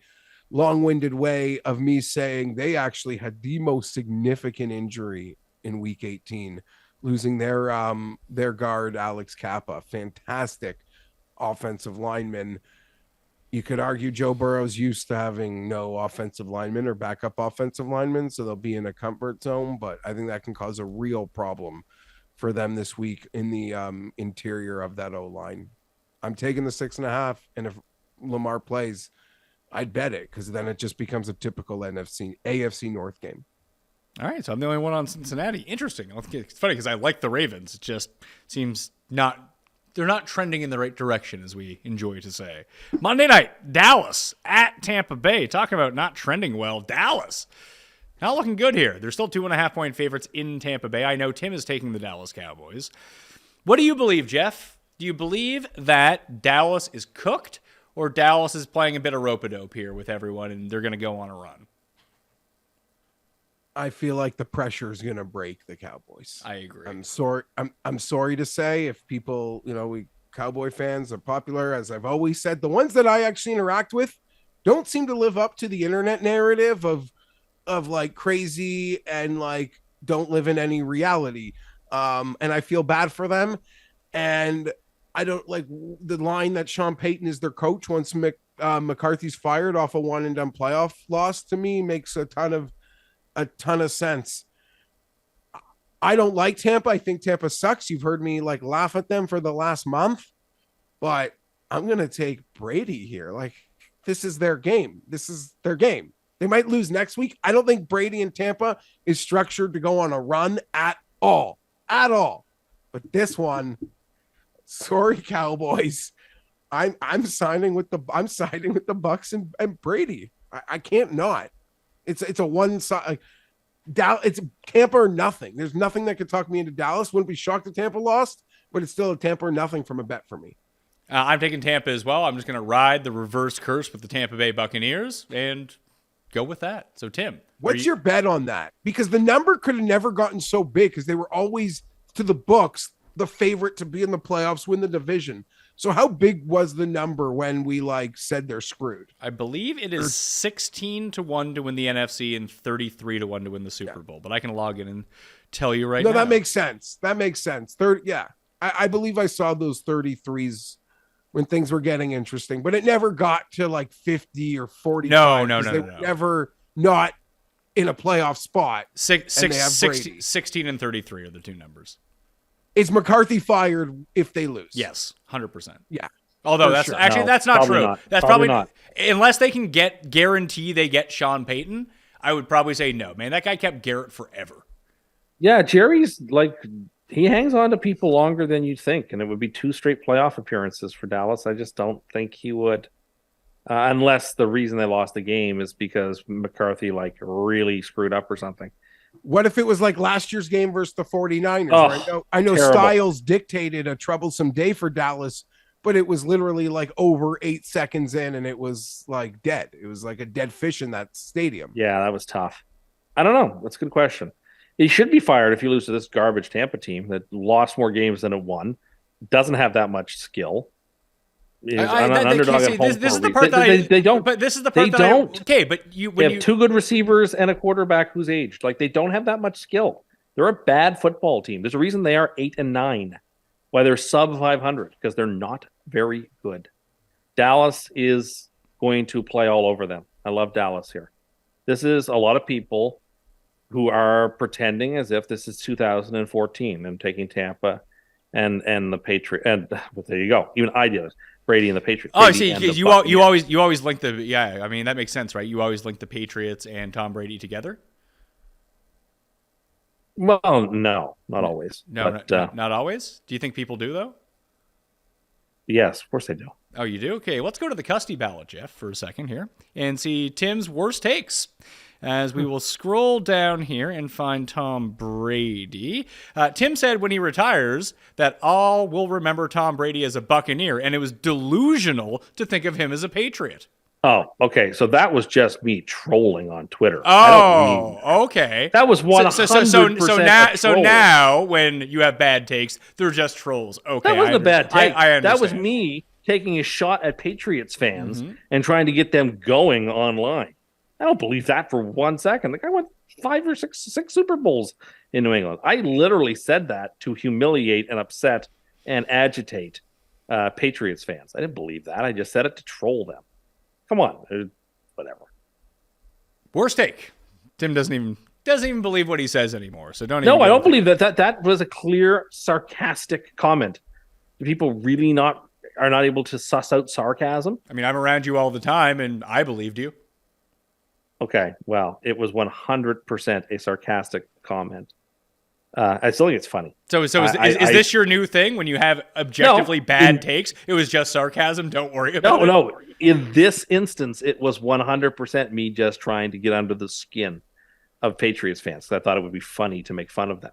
Okay, to get them going. Anyway, I love Dallas here. Dallas has all the tools to beat the Buccaneers. And I mean they're favored in the game. They should have the tools to be able to beat this team. Tampa's just a profoundly talentless team. So I'll take Dallas. I just look at it like Dallas's defense currently constructed, basically since Micah Parsons got hurt, Geoff, on Thanksgiving. Their pass defense has been absolute shit, and their run defense is really good. So if the Bucs had a coach that could just look at those two things and say, you know what, maybe let's just pass a ton, I think they're going to win. No, the coach will say, "Oh, play off Lenny, give him the ball." That's the fear of all of this. It's just, hey, we tried to run 80 times in this game. It didn't work. I don't know why. Plus, if the league is setting things up, they want Dallas Philly next weekend. Brady right? Philly. Brady Philly's nice, but Dallas Philly is the numbers. Like you know what they want. I mean, it's an NFL playoff game. If you've plugged in the fucking Texans into the game, it'd be one of the 5 highest rated games of the year. Yeah, but I'm just saying, you know. Please tell me. What are you saying? I won't be shocked if Dallas gets a lot of calls on Monday night. Okay. And not Brady. Okay. It's about as win-win as you can get. But also, Pat, let's not forget Tim is betting. He's betting into the tax on the Cowboys too. Oh well, yeah, the 3-point tax. So this is really a 7-point game, right? Let's get to the Super Locks. I am out, so I am not going to take anyone. I would have made the Chargers mine, by the way, if it came down to me. But it doesn't come down to me because my record was so poor. Geoff, you can select first in the Super Locks. Who are you taking? I'm taking Donald Parham to score the first touchdown for all your money. The Chargers -1, pick them wherever you lie. Let's go. Bolt the fuck up. -1. I haven't used them one time. Have not used them one time, Pat. They have not been a documented super lock, which is maybe the reason I'm 13-5. But here they go. I need it the most now. Tim. I'm between two. I mean, the way you talked about Buffalo being free money. No, take Dallas. Yeah, well, actually, it's between three. I really like Seattle. I really like Buffalo, and I really like Dallas. Okay, I'll take Buffalo. Oh. Shucks. Buffalo -10.5 is your super lock to see who wins the super lock. If it's a tie, we move on to next week. And if it is tied after the Super Bowl, we will flip the coin to see who ends up winning, which I think favors Geoff, since Tim has had nothing but negative things to say about the coin. I think I've actually treated the coin very well this year. Coin doesn't. I don't think I've said many things. Since we started recording, something happened with Buffalo, Miami. I'm seeing flat nines. This was a money line of -650. That is now it's moved to -4 470. Like it's still a huge favorite, but that is a huge drop. My guess is they must have maybe just taken a huge amount of money on the Dolphins, perhaps. Because I don't see any Tua news, which is the only thing that you would think would really move it, other than they took a lot of action. That's my anticipation. That's the best news Miami's had all year, because the only reason I thought they'd compete in that game a few weeks ago was because the spread was shorter than I thought it should be for a night game and the snow stuff. So this is great news for Dolphin fans, because I don't think they have a chance, yet the spread is tumbling the other way hard. And now they're Tim's super lock, which has been great this year, but maybe it goes reverse in the playoffs. Well, Tim can't win with good CLV, so he'll probably win. Well, with and bad also it's CLV. worth remembering, somebody tracks this. I think my record in the wild card rounds is something like sub 30%. That I is think true. the divisional rounds I do great in, and the wild card rounds I do terribly in. So it's worth noting that I probably have a 1 in 5 week on the go here or something. All right, that will do it on the Pat Mayo Experience. I want to thank everyone for tuning in. Smash the like and play in the Golf DraftKings Listeners League. That's available down in the comment section and the description of the podcast. Also, vote in the Custys, obviously. And the NFL Listeners League will be available starting on Thursday's show with Cam and Rob, where I believe we either went 7-2 or 8-1. So it's a nice reversal of fortune for what happened to us a week ago when we were 0-8. Funny how this stuff finds its level. It happens. I want to thank Paul, Geoff the Coin, myself, you, and Tim Undercust. Tim and the Cust. Not my name. And if you're wondering, folks, I like on the money line Buffalo, Cincinnati, Dallas, Minnesota, and the Jaguars. That 5-team money line parlay pays $7.64. So that's my free money this week. And I'm sorry for threatening you earlier. No, you're not. That's okay. Yes, he is. I believe he's sincere. When, But he's only scored because how about when you tweet out it's over after the first quarter when the Chargers are up and then they lose and then Geoff is going to kill you? I don't intend to do that. I haven't done that in a while. I've become kind of gun shy. What, really? Why? Why would that be the case? I have a unfortunate level of things going in the opposite direction on me. So I've actually been very disciplined, I think, recently. Doing that. You didn't even tweet out your yearly markers. I'm still working on them. That's why.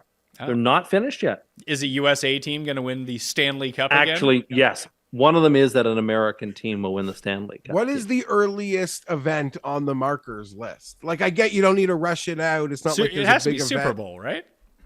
But I feel like that marker would have been on the previous year if you had a Super Bowl prediction. But I guess, yeah, it's fresh now. No, I don't have a Super Bowl in here. Let me pull up my draft. Oh, how many can you read us another No, random no, draft? no. How many drafts do you have saved right now? Oh, okay. Well, here's one. I'll give you the first one. I like Purdue to win the NCAA championship. I'm going to be predicting the Boilermakers win the NCAAs. Who do you think is the most impactful player on Purdue? Pardon me? Who do you think is Purdue's best player right now? Caleb First. How come? I think he's a good player. Why though? Like, why do you like him so much? I just think he's got size and strength. And I like the Big Ten in basketball. I always like picking Big Ten teams. Have you ever in the seen tournament. Have you ever seen Purdue play? Pardon me? Have you ever Not seen live. Yeah, they No, were really good a couple years ago, and they had a bad injury, a really good player hurt. They're routinely a decent basketball team in the Big Ten, and I would not be surprised if. Anyway, I'm picking them. Gonzaga starting to have a down year. Many years I've picked Gonzaga in the past, but they're sort of having a down season, as are the Blue Devils. So I find myself having to pick somebody else. Since you're near your phone and it is open, can I just ask a question? Sure. What tweet do you have in your drafts that is like for the most recent upcoming event? Like, what tweet have you already? You don't crafted? want it. You don't want to hear it. Oh, I want. Oh No, shit. you don't. Oh no, You don't wanna we hear it. have to hear it now. You don't want to hear it. No, You don't wanna I hear it. don't. Don't read it. Tim. Don't read it. Jeff asked. Let's hear it. Don't read it. The Jaguars have been struck by lightning. Hashtag thunderstruck. Hashtag divisional round. Why would you like? What is the reason to Bye-bye. write that? Yeah. Bye, Jeff. You asked, and then I told you didn't want to hear it. I owned it. That was my fault. I was dumb enough to think like, why would he write a tweet for something he could craft in 12 seconds on Saturday night? Anyway. That's my own fault. Shit. I'm looking up this Caleb First guy. He does not seem like he's very good. So Tim just picked the Jags on this show, didn't he? Yeah, because Jeff talked him out at the beginning of the So show. are you going to try to take credit? Oh yeah, he's going on to take both credit. sides both ways. now? There's no credit. Is that the to be new had here. I told strategy you, in there's 2023? There's no AFC credit available for me. I'm not even making a pick for who's going to win in the AFC. There's no credit available. Even though I'm seeing people online making their Super Bowl picks, and it looks like a lot of fun. Everyone's like, "Oh, here's my Super Bowl pick." Oh, here, like I see someone tweeting out like who Drew's Super Bowl pick is, who Cam's Super Bowl pick is. I'm like, "Oh man, that would be so why don't cool." you do a bracket? No, I'm not going to do it. I promised the people that if I didn't get it right, that I wouldn't be scrounging for credit, and I'm not going to. The only team I have is San Francisco, and no, I'm not going to do it. My integrity will not allow me to backtrack on it. Does Purdue still have that like Canadian Yao guy who's like 8 feet tall? I honestly don't know. You picked them to win the NCAA championship. You should know some of their players. He was on the team last year and he was good. What's the name of their coach? What's the name of the Pardon man? me? What's the name of the coach? What is his name? He's been there a long time too, hasn't he? Yeah, he's Oh. gray hair, glasses. Yeah, What's his name? Oh, I don't know. I do know, but I can't think of his It's name. really weird in college basketball to pick a team to win the national championship, but not even know the name of the coach. No, it's not. Yeah, it is. Matt Painter. Yes. 17th, Oh, no, 17th year. I with was thinking Purdue. of the Iowa coach in my head. That's The guy who co- screams at everybody. yeah, that's the coach I described. But you're right. All right. Big Well, Ten, black jerseys. I meant black and yellow. I mixed it up. Paul's giving me the he's fed up sign with this, so we're going to get out of here. I think he has to Okay. pee. And I have to pee too. I'm probably Me people too. watching this are peeing or they're taking a shit listening to the podcast because that's where most podcasts are consumed, Tim, on the shitter. That's terrible. I don't think that's true. I think they're mostly consumed in transit. Yeah. People work from home. They don't even go in cars anymore. That's not true. You work from home. So Okay, and where do you listen to most of your podcasts? On the shitter. No, on the treadmill. Oh, there you are. Okay. You're getting your steps in. Jeff, we bullied Tim into taking more steps. It worked. Good. Good. How Listen, how I many- can't brag. How many you averaging a day now, Tim? I'm averaging like 80, 100. There. Between like, I mean, I'm saying that off the top of my head. It's probably between 75 and 82. That's amazing. I could never- 10x'd your steps in the course of a month. When you said you were averaging 700. Yeah, what's this Apple iPhone watch? This is what's doing it for me. It gives me all these cool like little comments when I achieve things. And like now I demand it. Like, you hit your step goal. Way to go. Yeah, like Keep way it to up. go, stuff like that. It's like I crave that now. Is Timmy Tubbs Literally just just doing getting it. credit for tugging? Oh, yeah. Just Is so- that where all these steps no, are coming I- from? steps coming in, getting all those tugs, self-tugs. That's my greasy theory. I can't make fun of anyone's steps, but I do like walk with my kid to school. I do have dogs, so I walk them at least multiple times a day. So, I mean, But Tim's numbers. all of the PME audience and all of us on the show, Tim, congratulate you and give you a lot of credit for 10xing your steps in the course of a month. Oh, well, thank you. That's really the reason I'm doing it, is for credit. It's true. What would be a number that you would like to get up to as your baseline average? I think It doesn't matter what you get up to, pal. That will do it All for the right. show. I'm Pat Mayo. Damn it. I'll see you next time. You should be upset with your numbskull coach, Well, who's not qualified for the job he has. so don't come in here. Don't cheer for us. I'm just saying, What's if up they with lose cheer this for week, us? this your? I thought you were on. if they lose I this thought you were week on and the Mike team Williams for the doesn't playoff play, run here. if they lose this week and Mike Williams doesn't play, what happened? Schefter just tweeted a golden ticket.